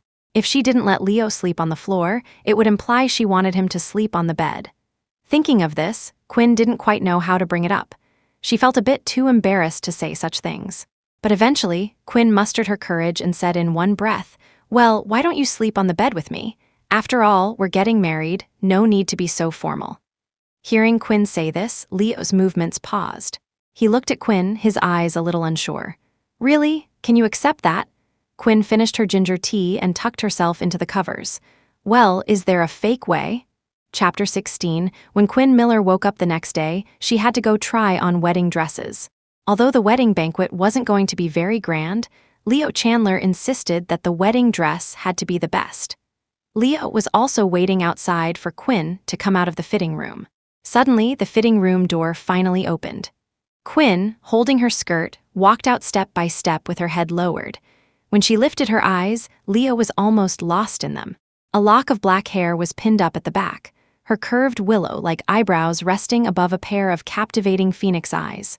The makeup artist had deliberately applied a light blush to her cheeks, and her lips were painted with rose-colored lipstick, making Quinn's skin appear fair and radiant. This was the first time Leo had seen Quinn look so different. She was almost unrecognizable from the Quinn he knew before. Leo was already stunned. The sales assistant beside him, also slightly surprised by how much Quinn had changed after makeup and wearing the wedding dress, primarily began to praise Quinn. All to persuade Leo and Quinn to buy this dress. When someone nearby asked about the price and got the assistant's reply, Quinn wished she could take off the dress immediately. She was afraid that even trying it on would cost money. Leo saw Quinn's intention and told her to keep wearing it properly. Quinn frowned and whispered in Leo's ear, "Leo, a $30,000 wedding dress is too expensive. Let's forget it, we really don't have that much money. It's just a wedding dress, we can still get married if we choose a cheaper one." But Leo stood in front of Quinn and said to her, "Just wear it well.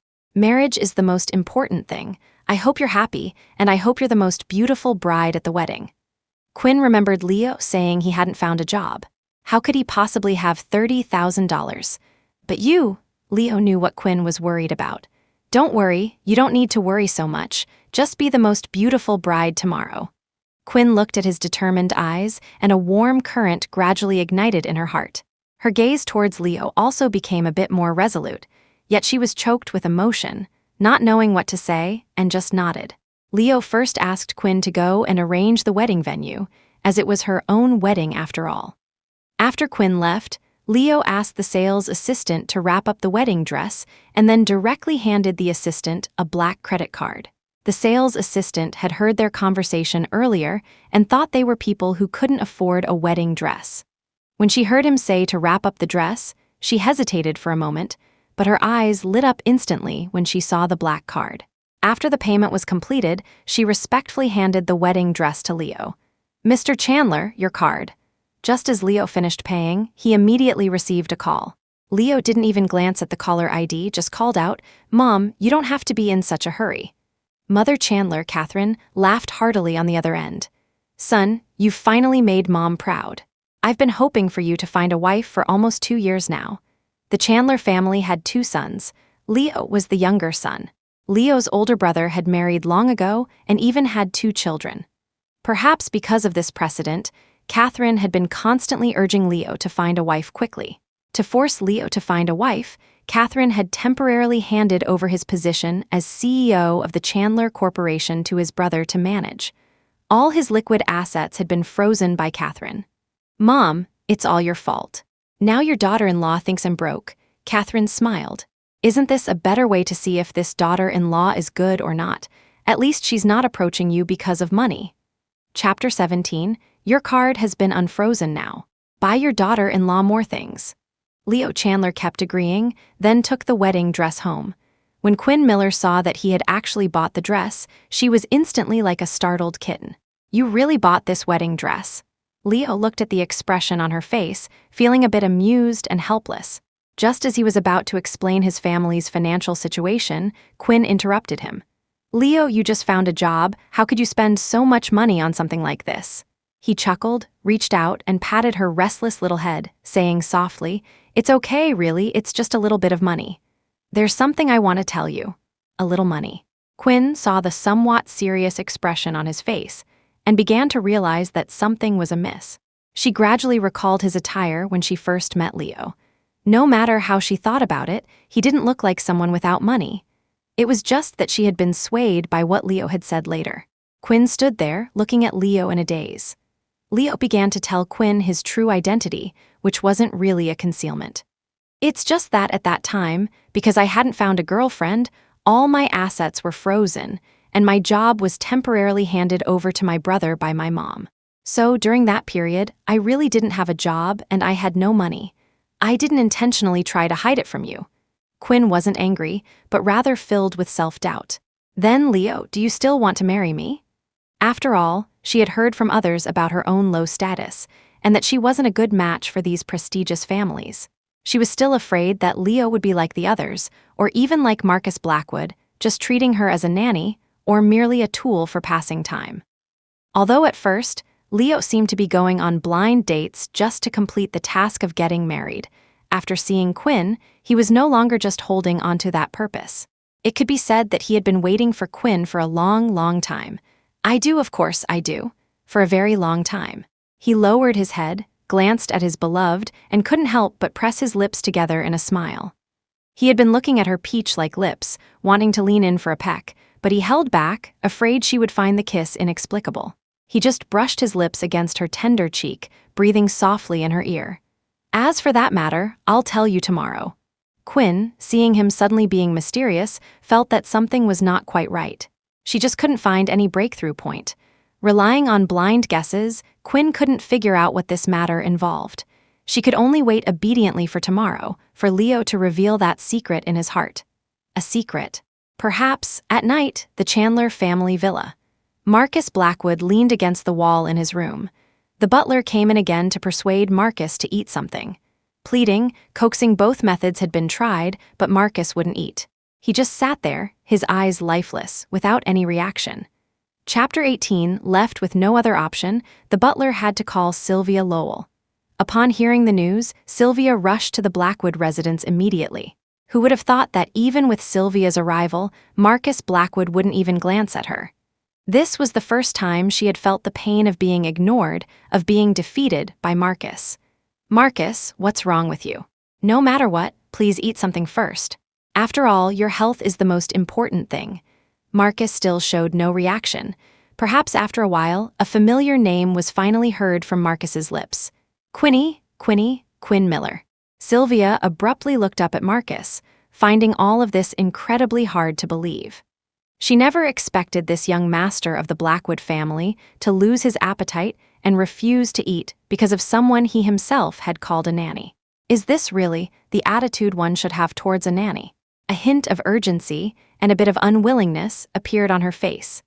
After all, she was so much more beautiful than Quinn, and her family was also well off. At least she was a suitable match for Marcus in terms of social standing. What was Quinn Miller to make Marcus so obsessed here? Sylvia decided to use this opportunity to probe Marcus. "Marcus, why are you looking for Quinn?" Marcus was like a robot, instinctively answering the question he wanted to answer. "Because Quinny is getting married, she's getting married. She's going to leave me." As he spoke, he started to get agitated, frantically shaking Sylvia's shoulders. Sylvia felt very dizzy from being tossed around by Marcus like this. "Marcus, please calm down a bit." Marcus, perhaps dazed from not eating for days, or simply because he missed Quinn too much. He actually mistook Sylvia for Quinny. "Don't go, don't leave me, Quinny." Then, Marcus hugged Sylvia tightly, constantly murmuring Quinn's name. Although Sylvia was very angry that Marcus mistook her for the insignificant Quinn, and that Marcus's first thought at this time was Quinn. But thinking that this might be a way to coax Marcus into eating, she decided to try. "Marcus, I'm Quinny, I won't leave. Can you please eat something first?" This time, Marcus indeed obediently sat there, then looked at Sylvia, like a child waiting to be fed. Sylvia picked up the rice bowl and fed Marcus spoonful by spoonful. And Marcus's eyes never left Sylvia for a single moment, afraid that she would leave in the next second. His Quinny would leave. Sylvia felt a bit shy being looked at by Marcus like this, her cheeks already flushed. Coincidentally, Marcus saw this, but in his eyes it was different. He saw Quinn blushing at him. And if Quinn blushed, she must be shy. Marcus stopped eating the food Sylvia was feeding him. Instead, he slapped it away and then lunged towards Sylvia. Chapter 19, "Quinny, I think I kind of like you, but I don't know if this is really like. Can I try to kiss you?" Sylvia Lowell froze, her ears ringing for a long moment before she managed to compose herself.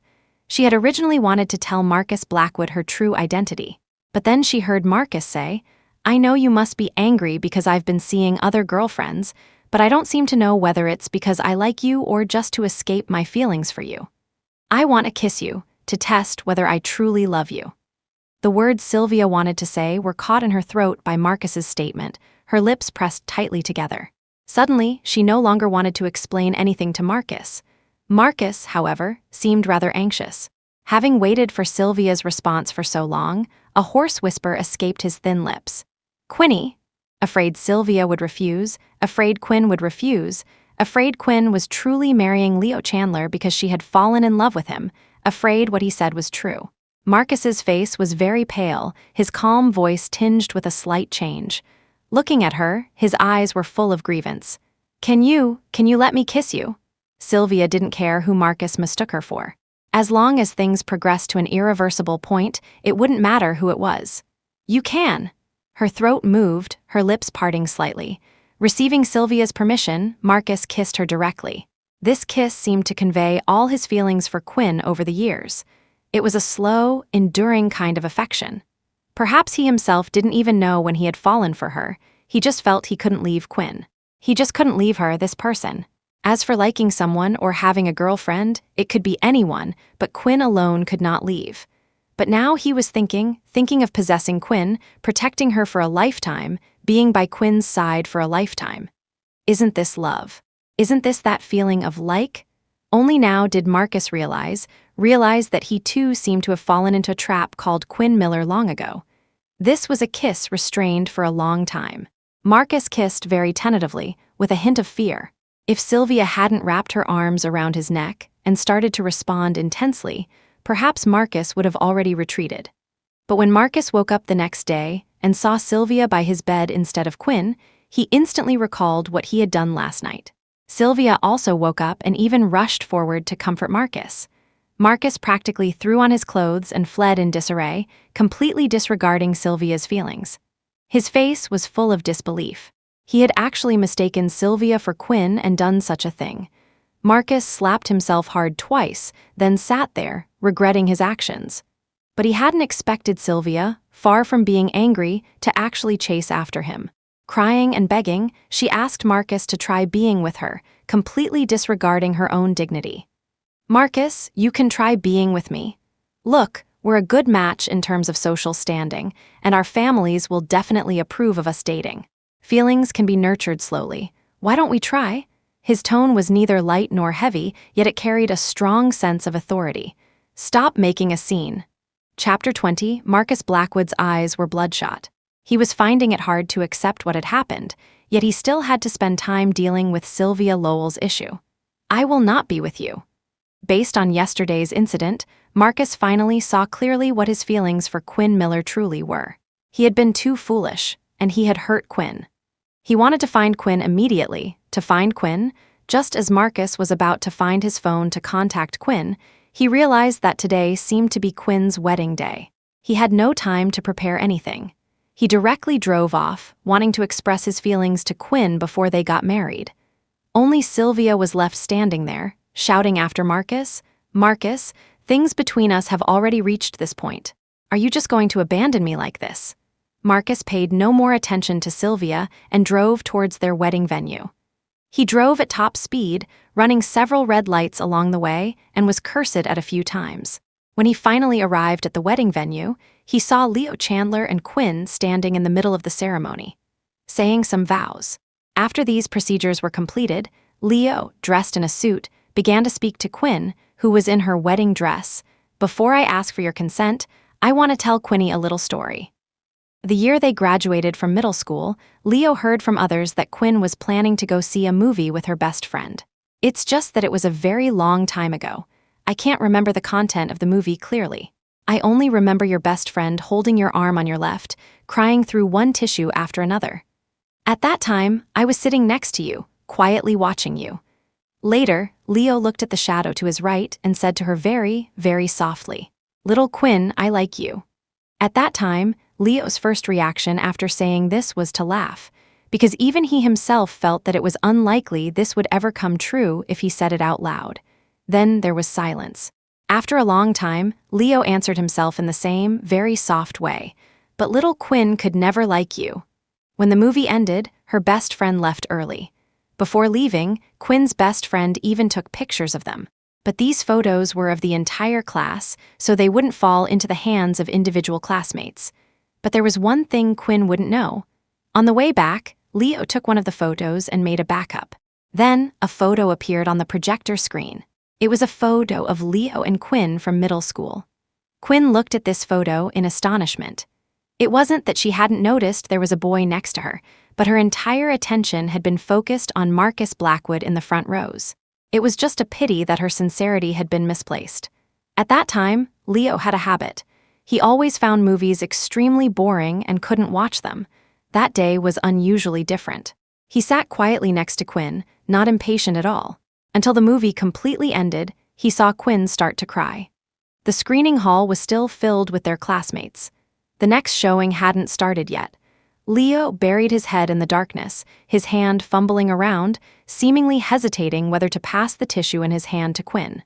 Chapter 21, after the movie ended, the lights didn't come on. Leo Chandler saw Quinn Miller slowly get up to leave, and he immediately followed her. He walked behind her the whole time, but never mustered the courage to take a step forward. Leo took a deep breath. Just as he was about to reach out, he saw Quinn nearly stumble. Perhaps it was because the light in the movie theater was very dim, making it difficult to see the path clearly. He quickly steadied her. Then, Leo only remembered that in a daze, he had used all the courage he had gathered over many years to pull Quinn to his side. "Thank you." Then, he handed her something that his palm had warmed. At first, Quinn didn't realize what it was. When she took it, she found it was a lollipop that would make her happy. "Don't cry, have some candy." Hearing Leo recount these past events, Quinn also gradually recalled her experiences at that time. Quinn actually had a very strong impression of this period. The only regret was that the lighting in the cinema was too dark at the time, so she didn't recognize that the little boy back then was actually Leo. "I didn't see what you looked like back then."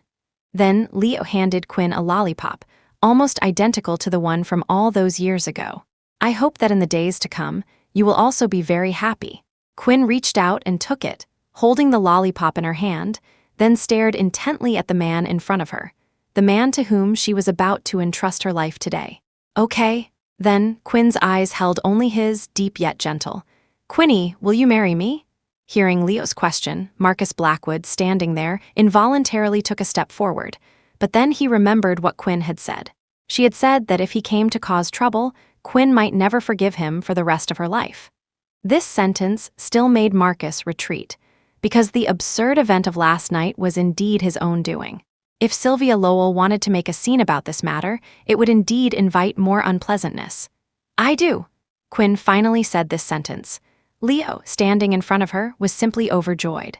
He didn't even have time to put the ring on Quinn's finger before he leaned in and kissed her. Although it was just a light peck, it caused the people in the audience to start cheering. The MC hosting the wedding also began to tease the groom for being so impatient. Only then did Leo realize he was still holding the ring. He took Quinn's hand and slowly slid his ring onto her finger.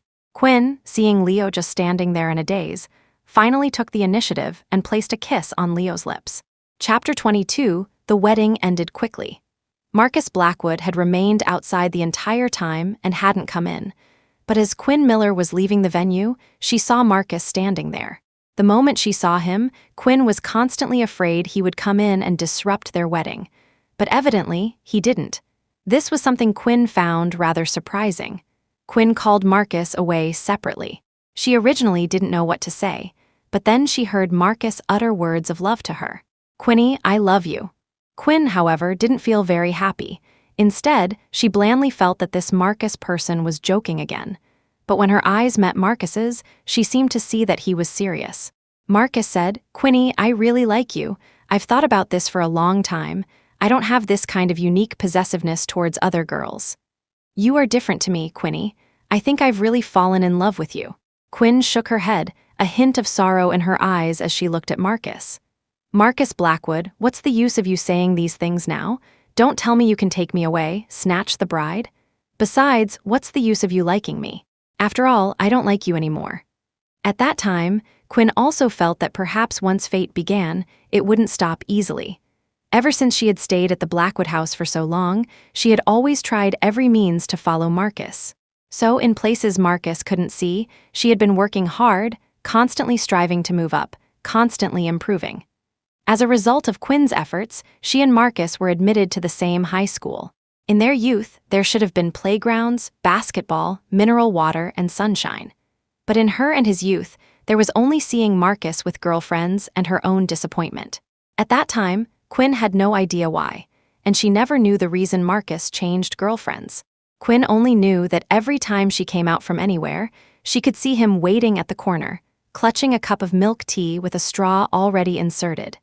She naively thought back then that the milk tea was for her, but she was wrong. Just as she was about to approach, she saw a girl walk over who would even attentively tidy his messy, soft black hair. He would pat that girl's head and say, "Thank you, my girlfriend." Later, it was his 18th birthday. His gift tumbled out, mixed with packages and letters from unknown senders. This was the 4th year she had liked him. At that time, thinking she was Marcus's little tag along, Marcus didn't even glance at these gifts and directly handed them to her to open and see. She had never received a birthday gift except from Marcus. Quinn didn't think much at the time, just helped look at the gifts. She quickly saw that letter. The cover said, "Happy Birthday." On the paper was "I like you." Quinn stared blankly at the letter spread out on the table, just as he stood outside the closed window, slightly lowering his head to look into her eyes. That year, on his birthday, it seemed to have snowed. And in her memory, the temperature of the snow was scalding hot. Chapter 23, she began to wonder, with so many people around him, when would Marcus Blackwood ever notice her presence? Or was it that Marcus just considered her an insignificant tag along? Actually, the days after he got together with other girls were no different from before. Marcus would still interact with her as he used to, and even when he got a girlfriend, he would tell her the news immediately. Perhaps it was at that time that Marcus had already sensed it. Unfortunately, Quinn still couldn't remember what it was that made Marcus see through everything. Besides, "I don't like you anymore." Quinn Miller's recent words still echoed in Marcus Blackwood's ears. An indescribable loneliness welled up from the depths of Marcus's soul, making him feel desolate and helpless. Actually, this answer had been foreshadowed long ago, but Marcus's heart had always been unwilling to accept it. Marcus even deceived himself, telling himself that Quinn was only getting married and being with someone else out of spite. Quinn showed Marcus the ring on her hand, saying, "Do you see it, Marcus Blackwood? I'm married. In the future, can you stay away from me?" Marcus, after hearing all this, seemed to still be living in his own fantasy. He actually said to Quinn, "It doesn't matter if you're married, you two can get a divorce." Quinn almost laughed out loud. After all, Marcus's words were completely devoid of any rationality. He was still living in his own world, completely unawakened. "Marcus Blackwood, oh Marcus Blackwood, don't you understand yet? How many times do I have to tell you before you're willing to believe that I don't love you anymore?" It wasn't that he was unwilling to believe. He already believed, he just wasn't willing to accept it. "Why should I believe? If I believe, you'll leave me, so I'd rather choose not to believe what you say."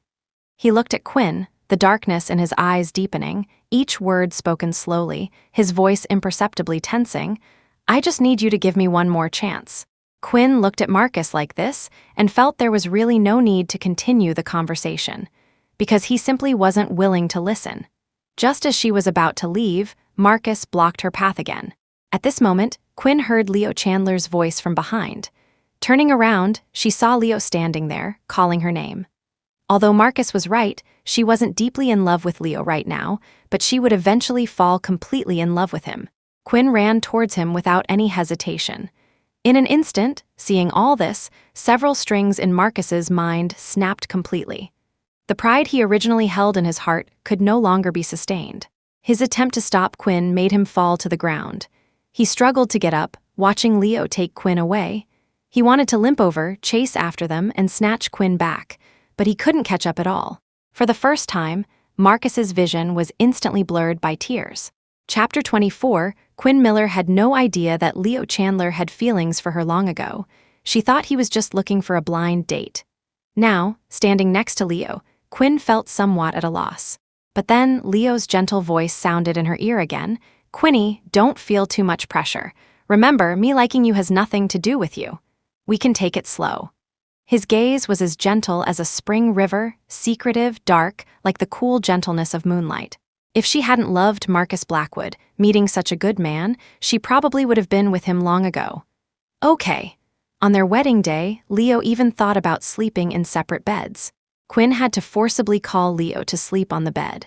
The next day, because he had to manage the company, he got up early and went to work. Quinn thought about how she had always been by Marcus's side before and didn't have a proper job.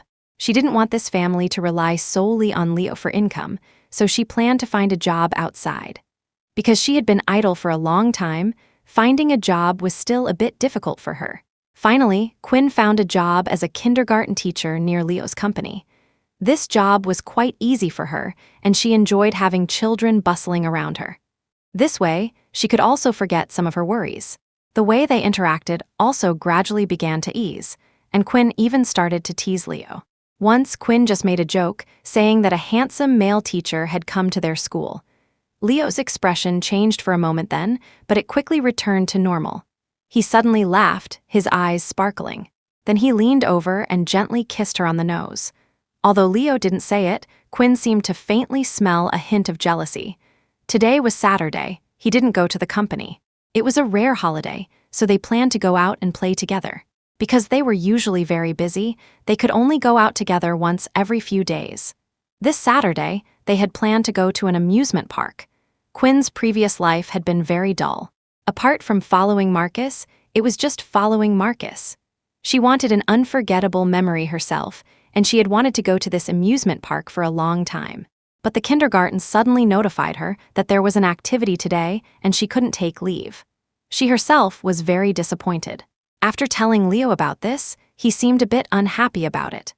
Leo had said before that he alone could earn enough money, but Quinn felt that two people working together would be easier, and anyway, she was very bored staying at home all the time. On Saturday, when Quinn woke up, she saw him making breakfast. Quinn looked at his figure, somewhat mesmerized. Who could have imagined that a big boss, usually high and mighty in the company, a young master at home, was now wearing an apron and personally cooking in the kitchen? She smiled, but perhaps smiled too obviously, and was discovered by Leo in the kitchen. He turned around with a blank look on his face, watching her. She immediately stopped smiling. "What are you laughing at?" he asked indulgently. "Nothing, I just think you look so handsome when you cook," Quinn said, casually uttering some nice words to Leo to avoid the embarrassment of being caught peeking. But he seemed not to have heard, turning around to get something. Quinn walked closer, wanting to see what he was making. He seemed to hear her footsteps approaching. When she was completely unprepared, Leo hugged her from behind. Chapter 25, although they were married, it was more like Leo Chandler was still pursuing Quinn Miller. After all, Quinn hadn't fully accepted Leo yet. He leaned close to Quinn's ear and said, somewhat aggrieved, "Can't you skip it today? We haven't been on a date in so long." Due to their long time together, Quinn's attitude and way of interacting with Leo had gradually become much more relaxed. I could skip it, but if I don't go to work, I'll lose my job. Do you want to see me get fired?" Quinn said, feigning ease, and shrugged her shoulders. She also hoped Leo would understand her underlying meaning. But clearly, Leo understood, yet he didn't want to go along with Quinn's wishes. "Then don't go. I told you long ago to come to the company, but you just wouldn't." Quinn, listening to his self-righteous words, found it rather amusing. "No, Leo, how many times have I told you? I can earn my own money. I don't need to rely on you." Quinn seized the opportunity to break free from his embrace. Leo was clearly a bit unhappy, and whenever this topic was mentioned, it would make Quinn angry. He probably felt he had upset her and suddenly didn't know what to say. Leo made Quinn white rice porridge with fried dough sticks. Because she was in a hurry, Quinn ate a few bites and hurriedly prepared to go to work. But Leo, seeing he couldn't persuade Quinn to give up work, wanted to drive her. Quinn, however, felt he finally had some free time and didn't want to trouble him, so she said she could take the bus to work herself. Since Quinn insisted he not go, Leo gave up. Quinn walked all the way to the bus stop and waited for a while until the bus arrived. Today was Saturday, and there were many more people on the bus than usual, as everyone wanted to go out on the weekend. More people naturally meant it was very crowded. After the bus stopped, elderly people all scrambled to get on. Quinn stood at the end of the line. Suddenly, someone grabbed her wrist. Startled, she turned around and saw his familiar, handsome face. He stopped Quinn and said, "Wait for me here." Quinn hadn't expected Leo to follow her. She sighed, saw that she couldn't squeeze onto the bus either, and helplessly watched the bus drive away. A few minutes later, he drove over in his car. Quinn obediently sat in the passenger seat. Suddenly, Leo asked from the side, "Quinny, do you usually take the bus to work too?" Then there was a period of silence. "Wait for me at home from now on." Quinn heard it and knew Leo meant he wanted to drive her every day. After realizing this, she quickly said, "No need, usually the bus isn't that crowded, usually there are very few people. It's just that today is the weekend, so maybe more people are out playing." "You don't want me to drive you," he said, glancing at Quinn. She was momentarily speechless, not expecting Leo's focus to be on this. She said, No, I just don't want to trouble you." After all, Leo, you're so busy with work usually, don't waste time making a special trip for such a small thing. He suddenly slammed on the brakes, turned his head, and stared at Quinn, saying, "What?" Quinn was sure he had heard her just now. This question was deliberate. Indeed, this tactic was very effective. She now didn't know how to continue speaking. Usually, he was very approachable, but when faced with something he was determined about, he could become quite domineering. Helplessly, she shook her head and said, Nothing." After getting out of the car, she quickly ran into the kindergarten without looking back. The children, upon seeing Quinn, all ran over to greet her. They giggled and said Teacher Quinn had arrived earlier than usual today. Until noon, he sent Quinn a text message. "Quinny, what do you want to eat tonight?" Chapter 26, when it came to what to eat, Quinn Miller had always been very indecisive. She hadn't decided yet, so she didn't reply to the message. Busy with work, she forgot about it. By the time the last class in the afternoon ended, Quinn packed her things and was about to leave when she saw Leo Chandler standing at the entrance from afar, along with several women surrounding him. Although she felt very surprised and happy when she saw Leo come to pick her up. But because those women next to him were talking and laughing with him, Quinn suddenly felt a little uncomfortable. She just felt she should maintain politeness, so she still walked over with a smile. A strange feeling, just like when she saw women next to Marcus Blackwood. Leo saw Quinn coming out, and the corners of his mouth immediately turned up. He turned back and said something to the women beside him. Then, those women simultaneously glanced in Quinn's direction, and their smiles froze on their faces. Quinn suddenly became curious about what Leo had said to them at that moment. In the car, Quinn asked him, "Were those your friends just now?" He smiled. "Don't know them." She was a little surprised by Leo's answer. After all, if he didn't know them, could they chat so happily? Or was it just because of Leo's handsome appearance that those women were interested? "What did you say to them just now? After you said it, they all looked at me." Leo didn't keep her in suspense and directly told Quinn the truth. "I said my wife came out." Quinn's face instantly grew hot. Recalling how awful those people's expressions were, she realized it was because of what he'd said. Leo, seeing Quinn suddenly stop talking, actually felt quite pleased. After all, seeing Quinn blush always made Leo very happy. Quinn also felt her mood improve significantly. She saw Leo constantly staring at her, felt a little uncomfortable, and thought about changing the subject, asking him, "Leo, haven't you been very busy lately?" "I really can take the bus back myself." Leo acted as if he hadn't heard at all, ignoring Quinn's words. He only talked about things he was interested in or could accept. "I have a banquet in a few days that requires bringing a +1. "Quinny, can you make some time?" Quinn sighed. Seeing Leo still so stubborn, she stopped trying to bring up her commuting. "When is it?" Usually, their gatherings or banquets were in the evening. 8 o'clock at night, I think. Quinn nodded. Anyway, she was always at home in the evening, so she had time. "I do." Then Quinn noticed that Leo was not driving on the road home. Quinn asked, "Leo, where are you taking me?" Leo smiled. "Since it's a banquet, of course, I have to take my wife to choose a beautiful dress first." It was just that at this banquet, as soon as Quinn changed into the dress, Leo began to regret it. After all, when Quinn was carefully dressed up and changed into her clothes, she was simply breathtaking. Chapter 27, Does it look too ostentatious? Quinn Miller asked softly.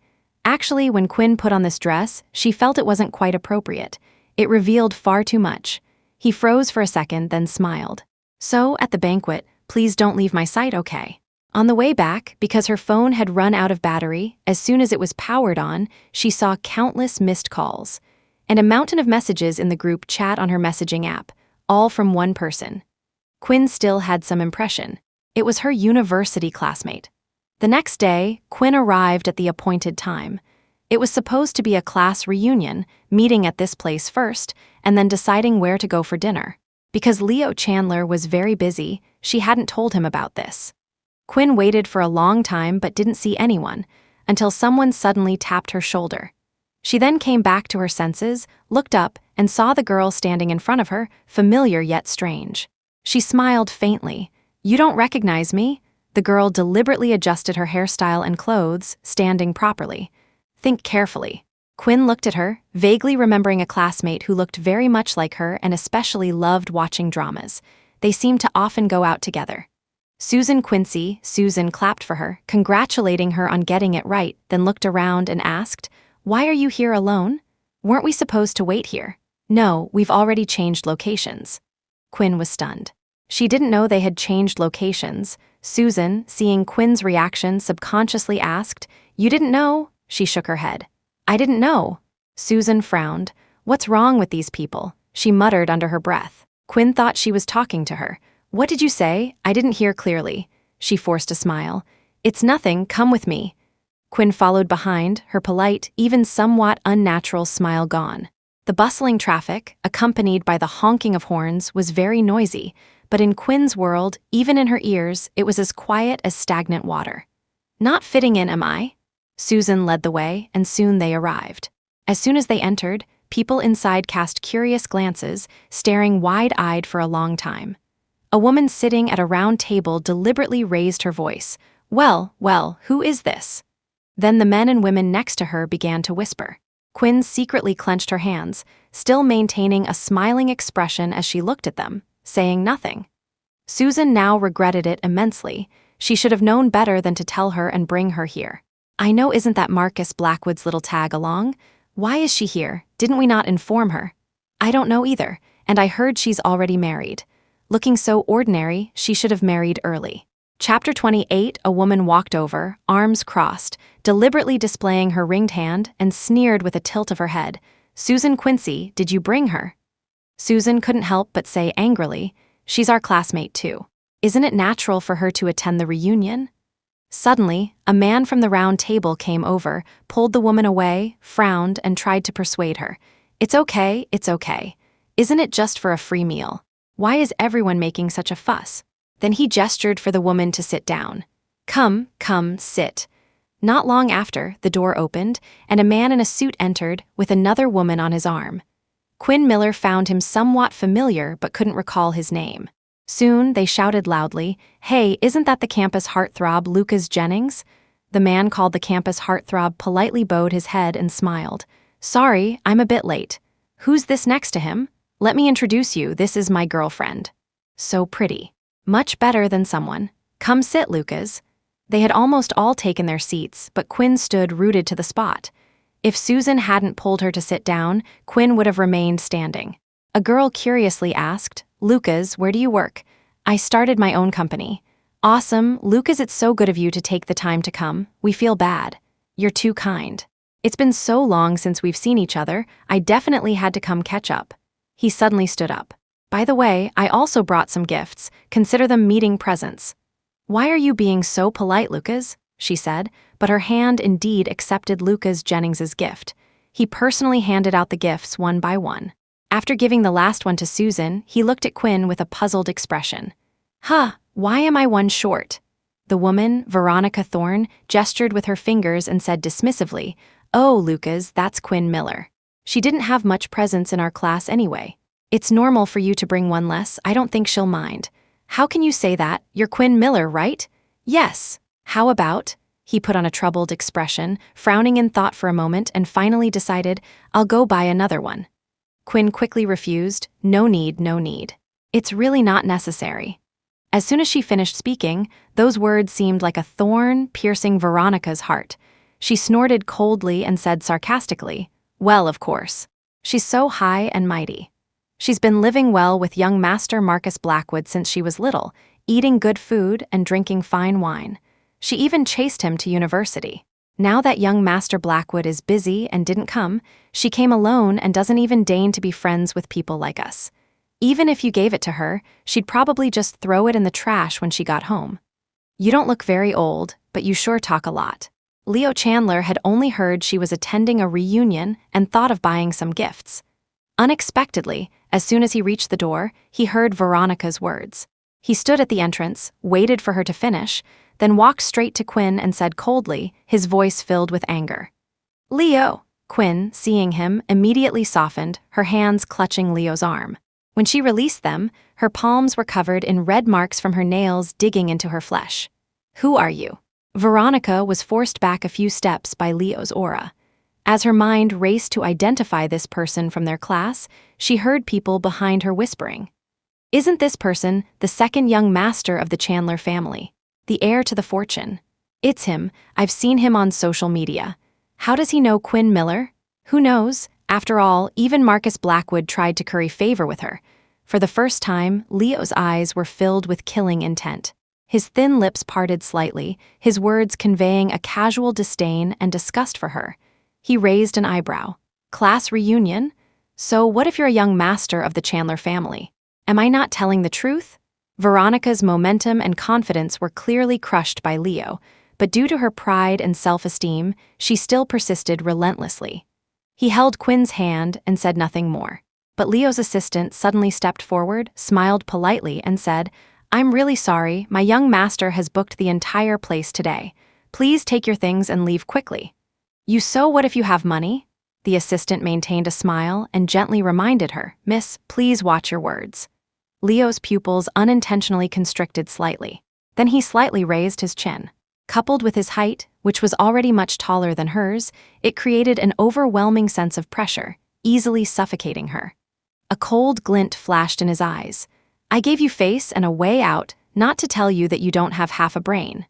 Veronica stomped her foot in anger, glaring at Quinn furiously but making no further move. Quinn didn't want to make things too ugly, so she tugged at Leo's clothes and whispered, "Leo, let's just forget it." Leo clearly heard her but pretended to be suddenly deaf and asked softly, "What did you call me?" She seemed to remember something, hesitated, her gaze lightly sweeping over the outsiders, and finally looked up at Leo with her bright, watery eyes. "Honey, let's just let everyone eat here. We'll go. Let's not spoil everyone's mood." "Okay."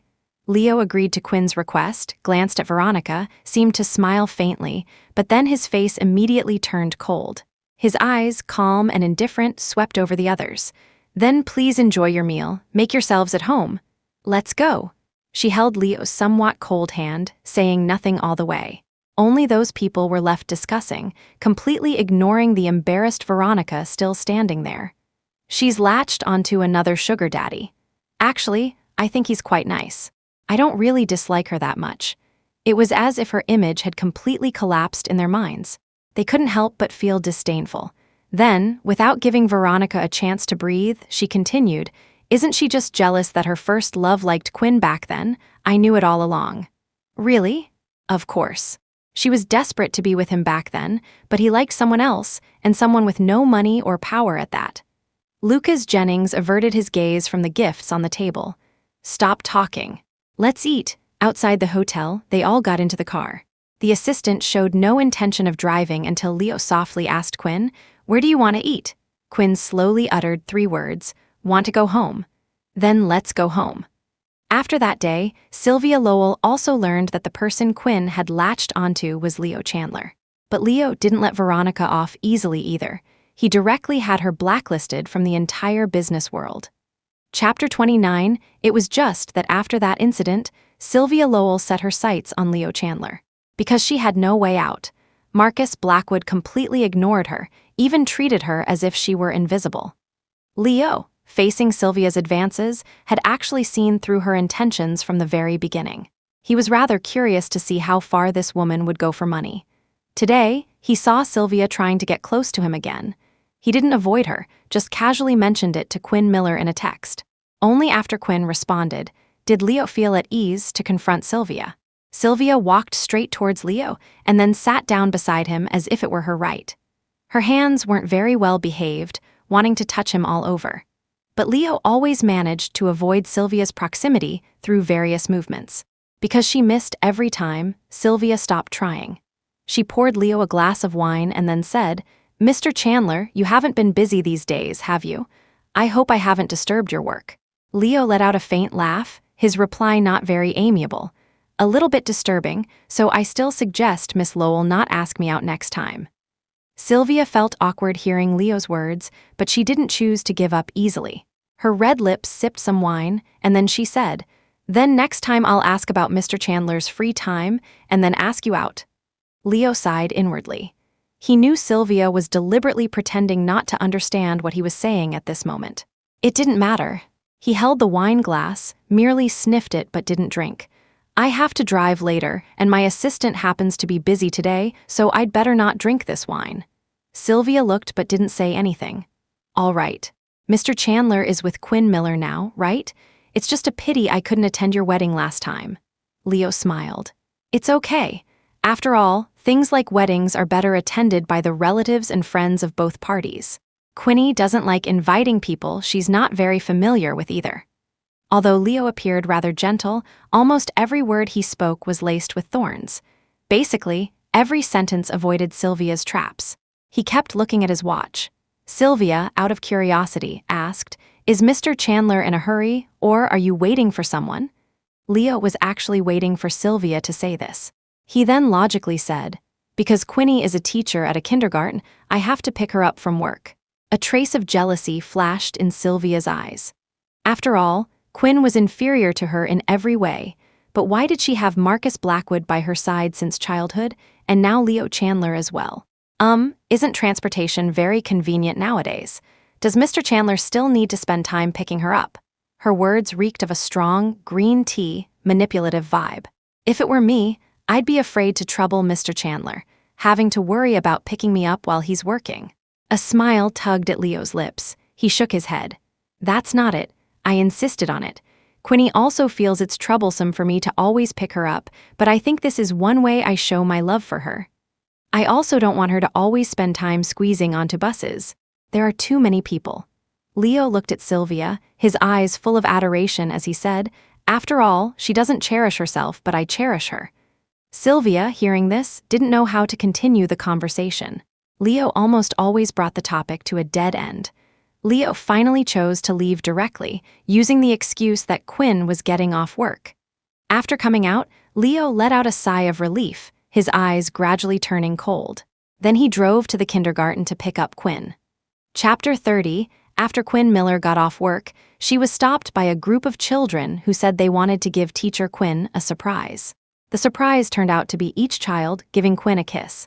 Leo Chandler stood quietly outside the school gate watching this moment. Even though it was just a group of children kissing Quinn, Leo still felt very unhappy. Finally, after saying goodbye, Quinn was about to leave when she saw Leo waiting for her. Leo stood there, his face looking anything but good under the sun. Quinn recalled the previous incident and realized why Leo's expression had turned like this.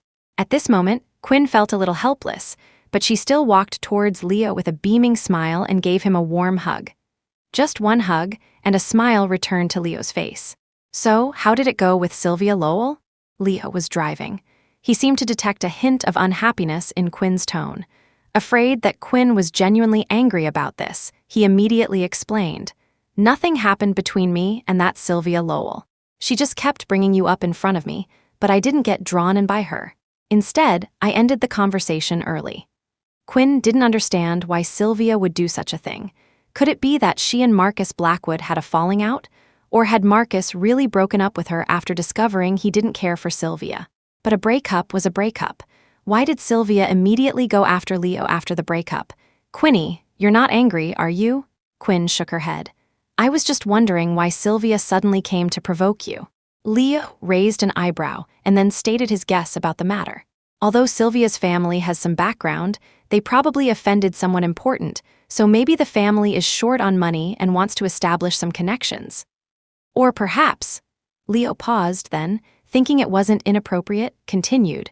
Or perhaps something happened between her and Marcus Blackwood, and the Chandler family brought down the Lowell family. That's also possible. Otherwise, they wouldn't suddenly be so short of money. When Marcus Blackwood was mentioned, Quinn's face showed no emotion. She was merely lost in thought. If she had offended Marcus, then she must have done something truly unforgivable. Otherwise, Marcus wouldn't have taken things this far. "Whatever, Sylvia Lowell, I don't like her much anyway." Leo stopped at a red light, looking at Quinn. Why? There was nothing really to ask about this. After all, Sylvia's current behavior basically exposed her true nature. Not liking her was definitely related to her character. Just don't like her.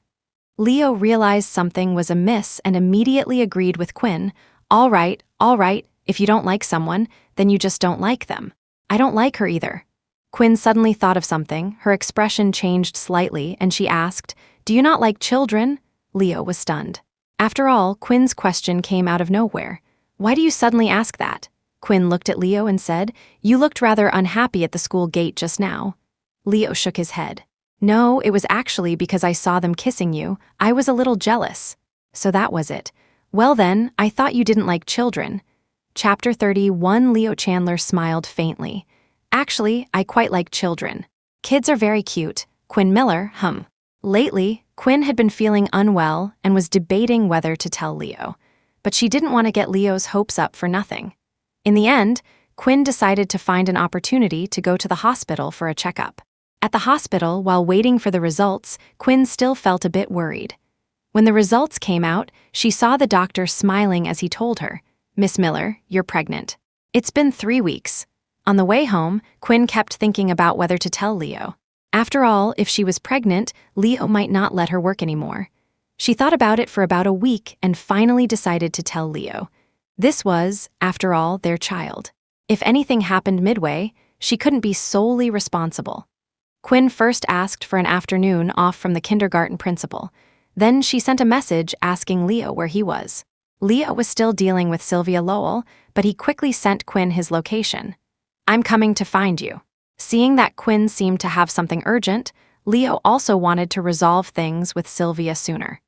Continuing like this was making Leo very impatient, and he planned to make things completely clear with Sylvia that day. "Then let me resolve it quickly." Sylvia, seeing Leo replying to messages with a smile on his face, guessed he must be messaging Quinn. She still got agitated, still unwilling to accept it. Still couldn't understand where Quinn had won.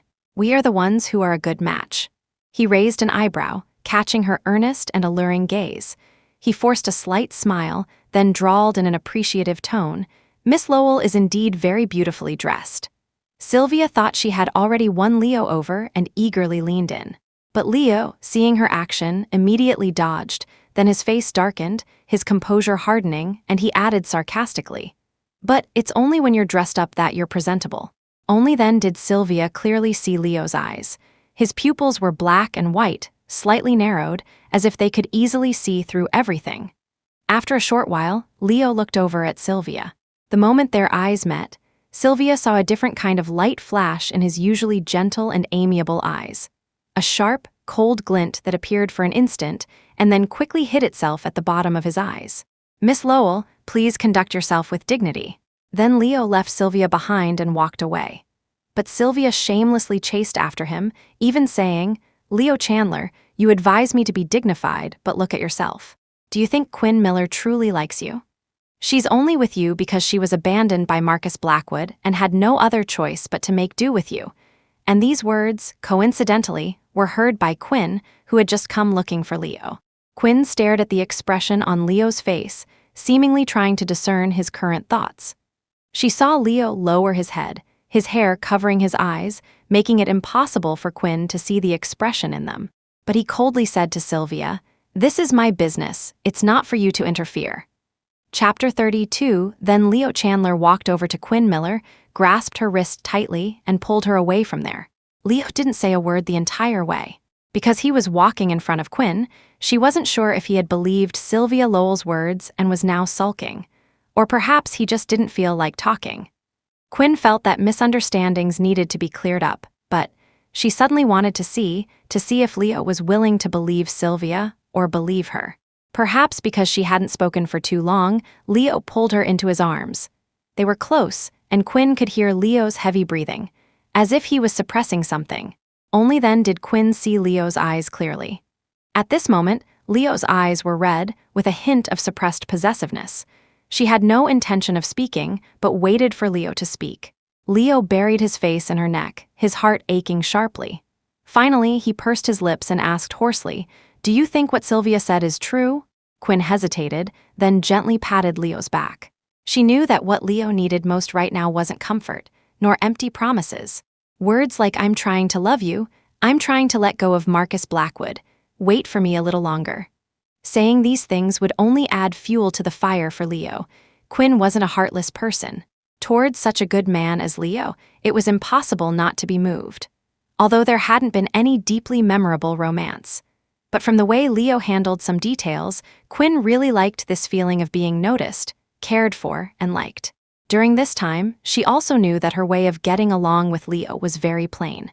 Basically, it was just having meals and then commuting to and from work.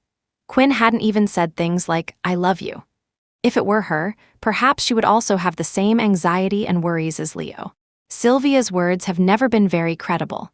Of course, if you're willing to believe her, I can't do anything about it. After saying this, Quinn saw Leo suddenly get agitated and say directly to Quinn, "I didn't believe Sylvia's words." Like a child afraid of being misunderstood by the teacher, immediately explaining. Quinn was somewhat surprised, stunned there for a moment, then twitched the corners of her mouth and smiled faintly.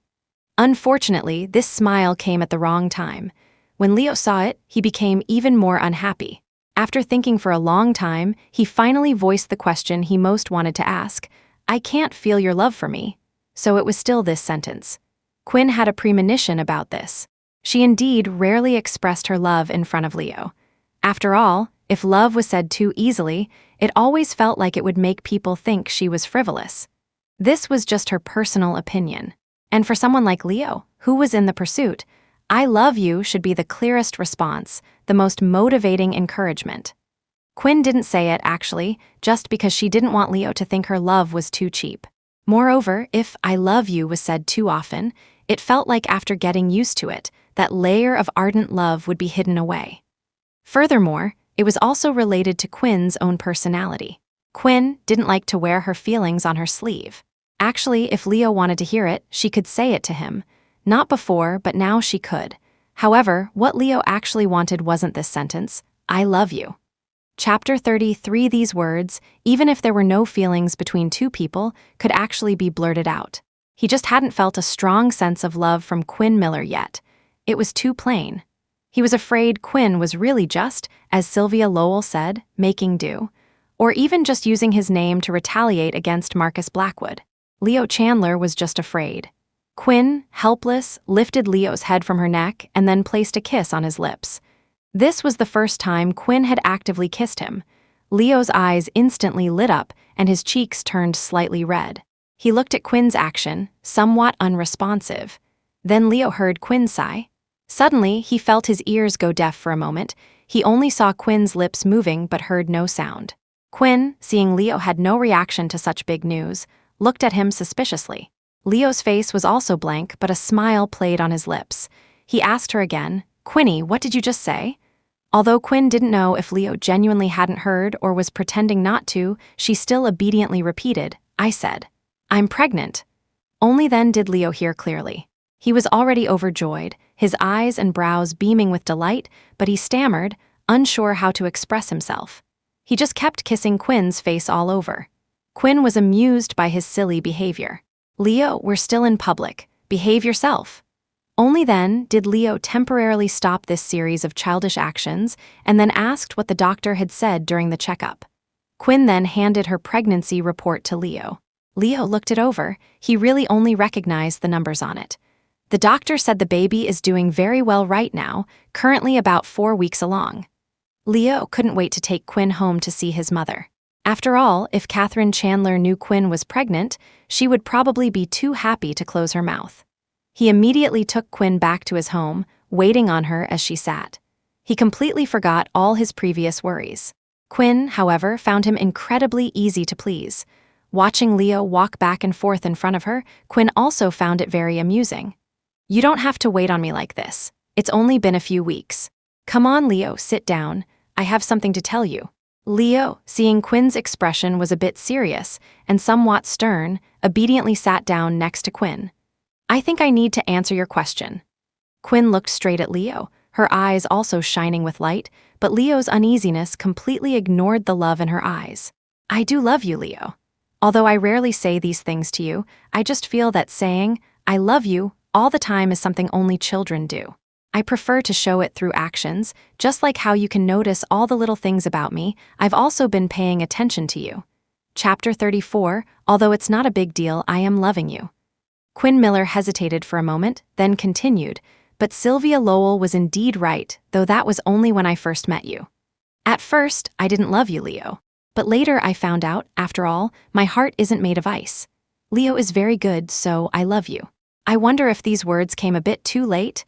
Leo Chandler smiled and leaned over to gently hug her. Not late. His eyes reddened instantly upon hearing Quinn's words. Leo had actually been waiting for these words for a long time. After marrying Quinn, Leo had also been worried about how things would continue between them. He had actually prepared for the worst long ago. Fortunately. However, what happened afterwards was just as Quinn had imagined. Leo indeed asked Quinn not to go out to work for now and to stay at home to rest and nurture the pregnancy. Quinn initially wanted to say that it was still early, so she could still work. But once Leo made a decision, it was very difficult to change. No matter what Quinn said, Leo could always counter with the worst-case scenario. Quinn, unable to win the argument against Leo, finally compromised. She agreed to stay at home. Leo also took a few days off and took Quinn to the Chandler family's ancestral home. On the way, Quinn asked Leo if he had told his mother, Catherine, the news. Leo shook his head. I plan to tell Mom in person. Although Quinn had met Catherine after the wedding, going to see her now that she was pregnant felt different from before. She felt a little nervous. Catherine knew they were coming today and had prepared a lot of dishes. The aroma from inside could be smelled even before entering the house. She was supposed to tell her about it as soon as she entered, but Catherine kept saying she wanted to catch up with Quinn and then asked Leo if he had bullied her during this time. Quinn shook her head. No, Leo would never bully me. He's very good to me. Catherine hadn't expected this answer. After all, she had been the one constantly urging Leo to get married. She figured they would need some time to adjust after a blind date, but she hadn't expected it to go so smoothly. Catherine was surprised by this and later pulled Leo aside to talk, suspecting that Leo might have colluded with Quinn on the answers beforehand. Mom, really not. I'm just genuinely happy with Quinny. Catherine looked at Leo suspiciously. Really? Leo also knew why she was so unwilling to believe it. It must be because he had been engrossed in work all these years and basically had no women around him. That was because, in Leo's heart, there had always been a girl he secretly admired. And that girl was Quinn. Quinn was a ray of light in his world. Chapter 35. It's just that perhaps Quinn Miller herself didn't care about these small things, so she never took those incidents to heart. Or perhaps it was because, at that time, Quinn's heart only had room for Marcus Blackwood. So naturally, she forgot everyone else besides Marcus.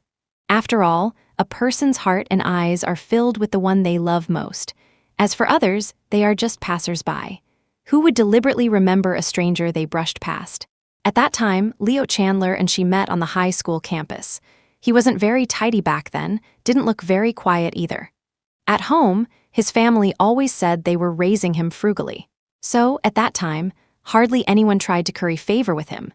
The moment he saw Quinn, only 4 words came to Leo's mind. Gentle and lovely. Just one glance, and it seemed to have sealed forever. It was only later that he heard she was always following a guy named Marcus Blackwood, so he only dared to secretly pay attention to Quinn from behind. Marcus wasn't particularly good to her, but not particularly bad either. The two of them were often very close. Quinn took care of Marcus almost meticulously, and her heart and eyes were full of him. So basically, when Leo was around Quinn, he couldn't get Quinn's attention at all. He didn't ask for much. The love of youth was just the simplest kind. Just exchanging a word with Quinn or making eye contact made Leo feel exceptionally content. Catherine Chandler hadn't expected her son to have fallen in love with her current daughter-in-law so long ago. But she was also very happy that he hadn't married just for the sake of a blind date. Then Catherine washed some fruit and placed it on the table. Quinn sat there, feeling a bit constrained. Catherine noticed and asked Quinn if she was feeling unwell. Quinn shook her head. No, it's just... But she still couldn't bring herself to say it. She could only pinch Leo's hand and then try to seek his help. Leo sat beside her. Mom, we came this time to tell you some good news. Catherine looked at them coldly and asked, what good news? Quinn didn't know how to face it and kept her head down, fidgeting with her fingers. Leo directly told Catherine, Mom, Quinny's pregnant. Catherine was very surprised to hear this news and was so happy she almost jumped. Really? Then, Quinn heard Catherine immediately call her relatives, friends, son, and family to share this good news. Quinn stared, dumbfounded. Leo didn't let Quinn sit there any longer but pulled her to the backyard to pick things. The dates on the jujube tree were already thumb-sized, but the skin was still green, not yet ripe for eating. He knocked down 2, weighed them in his hand, and then handed them to Quinn. Quinn knew at a glance that these dates were definitely not ripe. What if I get diarrhea from eating them? Leo just smiled, didn't speak, only played with the dates in his hand. Quinn looked blankly at the smile hidden on Leo's face, then looked closely at the dates in his hand. Finally, an idiom came to mind. Early arrival of a noble son, a wish for a son soon? Leo didn't answer, then nodded, and now he was holding 2 in his hand. Chapter 36. Quinn Miller and Marcus Blackwood always seemed to run into each other in the most unexpected places. Quinn had grown used to it. After all, to her now Marcus Blackwood was just a former tag-along. Sometimes when Leo Chandler came to pick Quinn up from work, or when he took Quinn shopping, they would encounter Marcus. They even rode in the same elevator at times, though few words were exchanged back and forth. On weekends, the elevator lobby was always crowded. Leo had one arm around Quinn's waist, the other propped against the wall, creating a small space for her, afraid others might bump into her. That cherished tenderness, like she was a precious treasure, stung Marcus's eyes, which were always watching Quinn. He desperately wished that he was the one protecting Quinn like this. No matter how deeply Marcus breathed, his jaw still trembled uncontrollably. He couldn't remember how many times he had seen them being intimate together. Marcus always consoled himself, telling himself that there was always room for these things to turn around. Perhaps by always following Quinn, he could find some psychological comfort. Unfortunately, blow after blow, failure after failure. All the self-consolation, all the wishful thinking, under those countless strikes, were finally shattered. The moment he saw or heard Quinn and Leo intimately saying, "I love you," a chill originating from his chest instantly swept through his entire body. Marcus even fantasized that if he had been the one to agree to be with Quinn back then, perhaps things wouldn't be like this. His fingertips trembled. He rushed forward to ask Quinn one last time, still holding onto a sliver of hope and his love for her. But in the end, Quinn still pushed him away, saying, "It's too late, Marcus Blackwood." Hearing these words, Marcus saw his own wretched self reflected in Quinn's pupils. And at this moment, Sylvia Lowell, unafraid of death, still came knocking.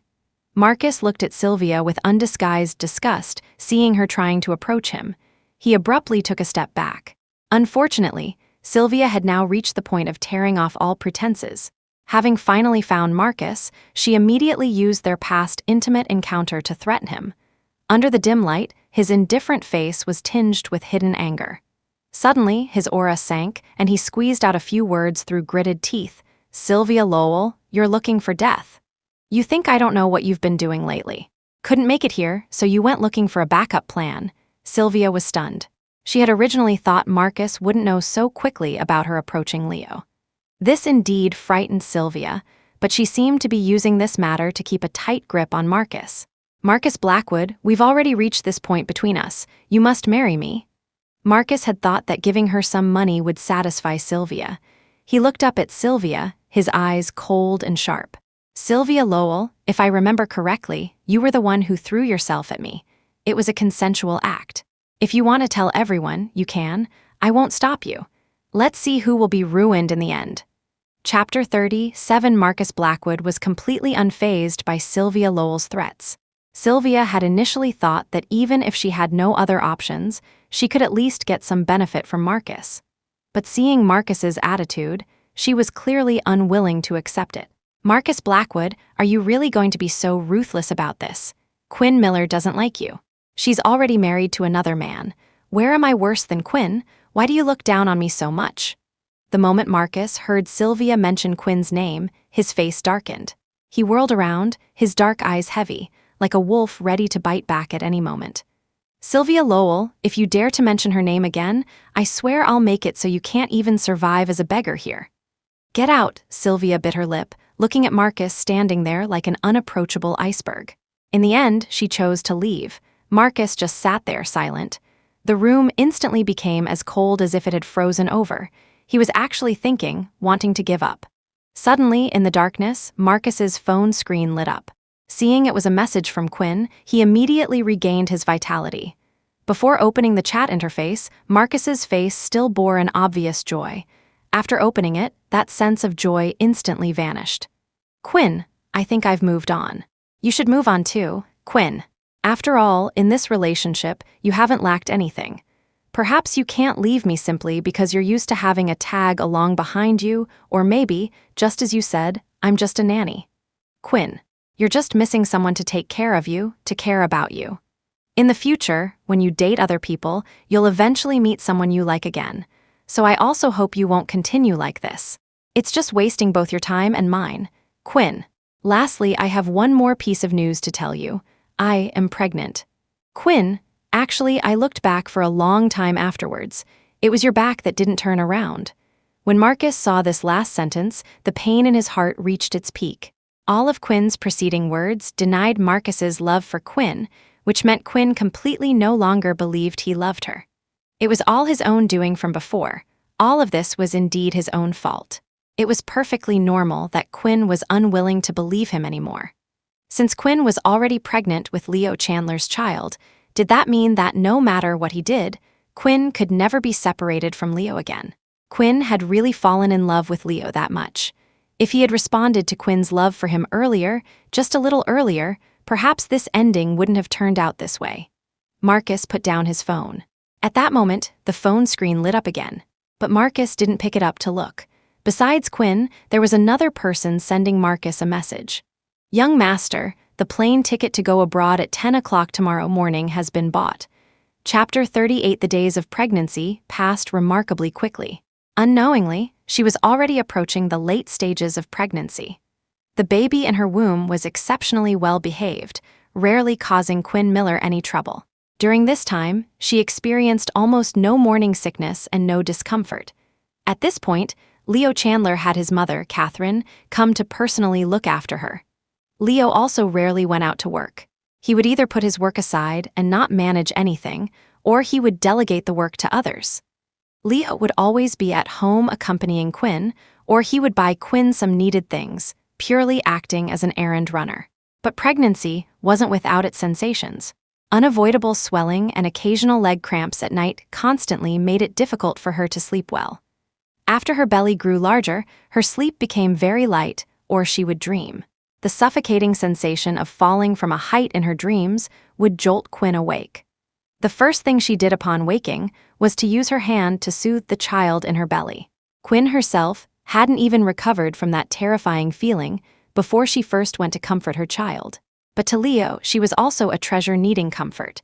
He would then groggily pull her into his embrace. "What's wrong? Was the little baby being naughty, or are you uncomfortable somewhere?" Leo sensed Quinn's movement and woke up immediately, a hint of anxiety and nervousness in his eyes. His reassuring voice spread through the room, and Quinn felt much more at ease.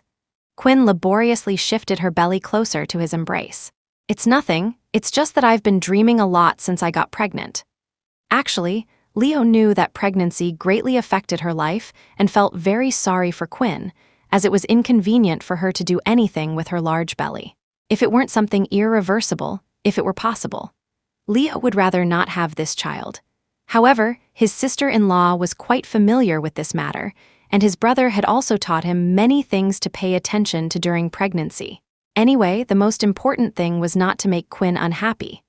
Leo held her with one arm, and with the other, he gently stroked Quinn's belly, softly coaxing, "When you dream, you must also think that I am by your side. As long as you know I am by your side, you won't be afraid." He said this rather casually. In a dream, who could distinguish between dream and reality? Quinn found it very funny, but indeed, these words were very effective.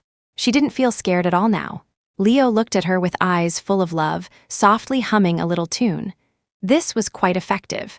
Quinn really fell asleep, and she slept more soundly than ever before. When Quinn woke up again, it was already past 8 in the morning. But still, due to last night's events, the pain from the leg cramp woke her up directly as soon as she moved her foot slightly.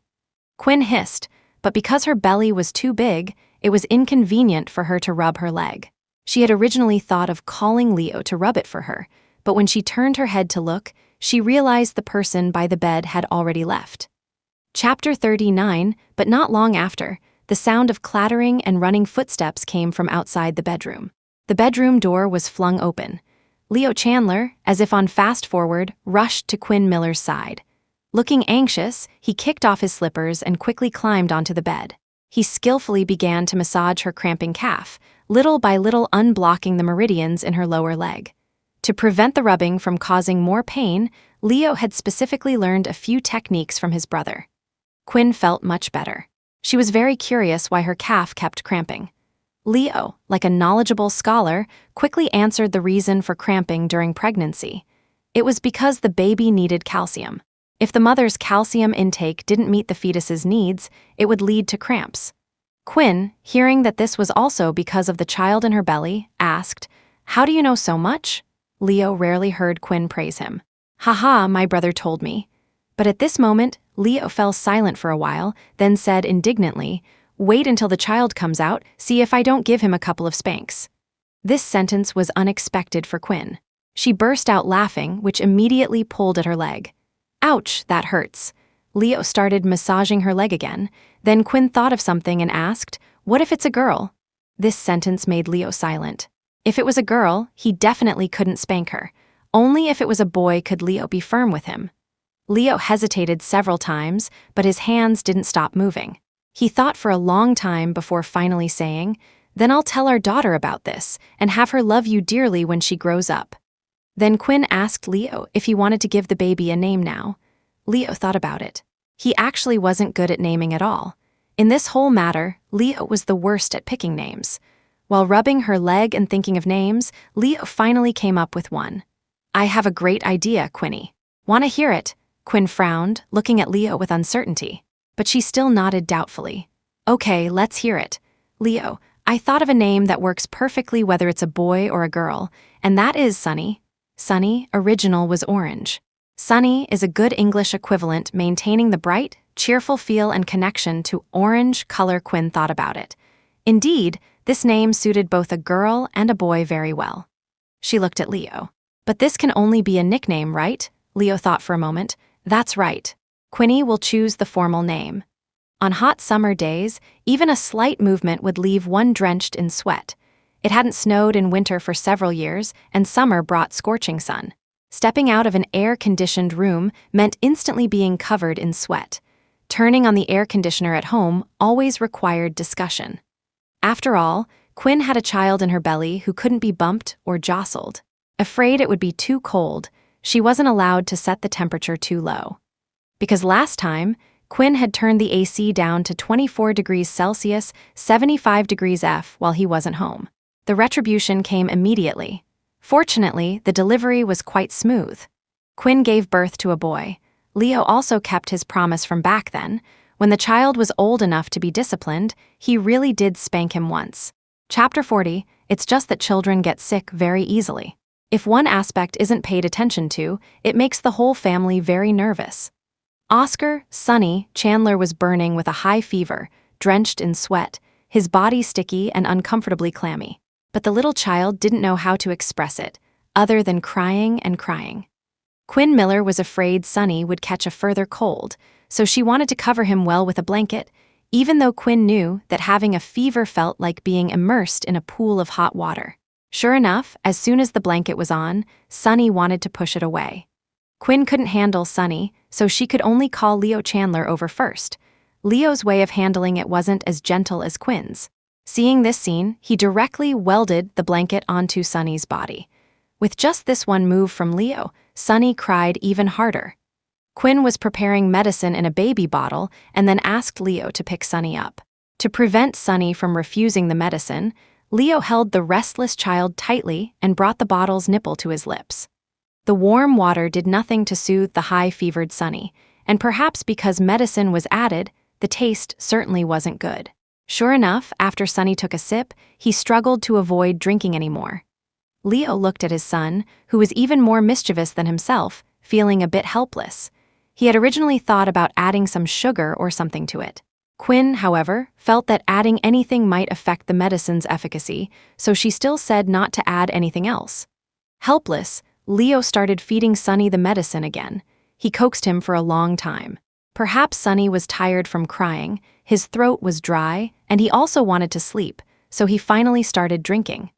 Quinn and Leo exchanged a glance. Neither had slept almost the entire night. Only after Sonny's fever completely subsided did they both breathe a sigh of relief.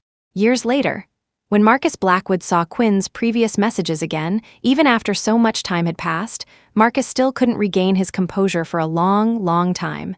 A tear slid down. He smiled bitterly. So, he had liked her. During his time abroad, he still hadn't let go. He would always pay attention to Quinn's every move back in the country. For a long time afterwards, when acquaintances asked him about Quinn, Marcus would often just stare blankly, then after thinking for a long time, he would reply, "There was once a girl whose heart and eyes were completely full of me, but I lost her." Some felt regret, while others advised him to go find her. Marcus had thought about it too, and had taken action, but the ending was already destined after that window paper was pierced. After Quinn and Leo got married, he only said calmly, "I can't disturb her life anymore." Many years later, the two met again by chance. Quinn had a child by her side who looked very much like her, appearing to be 5 or 6 years old. At this time, they no longer had the immaturity and ignorance of their youth. Instead, they had more maturity and composure. Marcus saw the child and smiled bitterly. It's just that he now also had a girl he wanted to spend the rest of his life with seriously. She also had a little boy, and a big boy who needed her care. Meeting again, Marcus just smiled and said, "Long time no see." Quinn even had the little boy by her side call Marcus uncle. That was all. Actually, the experiences between the two of them were just like watching a movie. Every time one saw a bad ending, someone would always ask, "Why can't people who truly like each other end up together?" The answers are actually all different, but ultimately none are wrong. Either someone backed down, or someone had a change of heart. And the reason he and Quinn missed each other was simply because one person had lied. The end.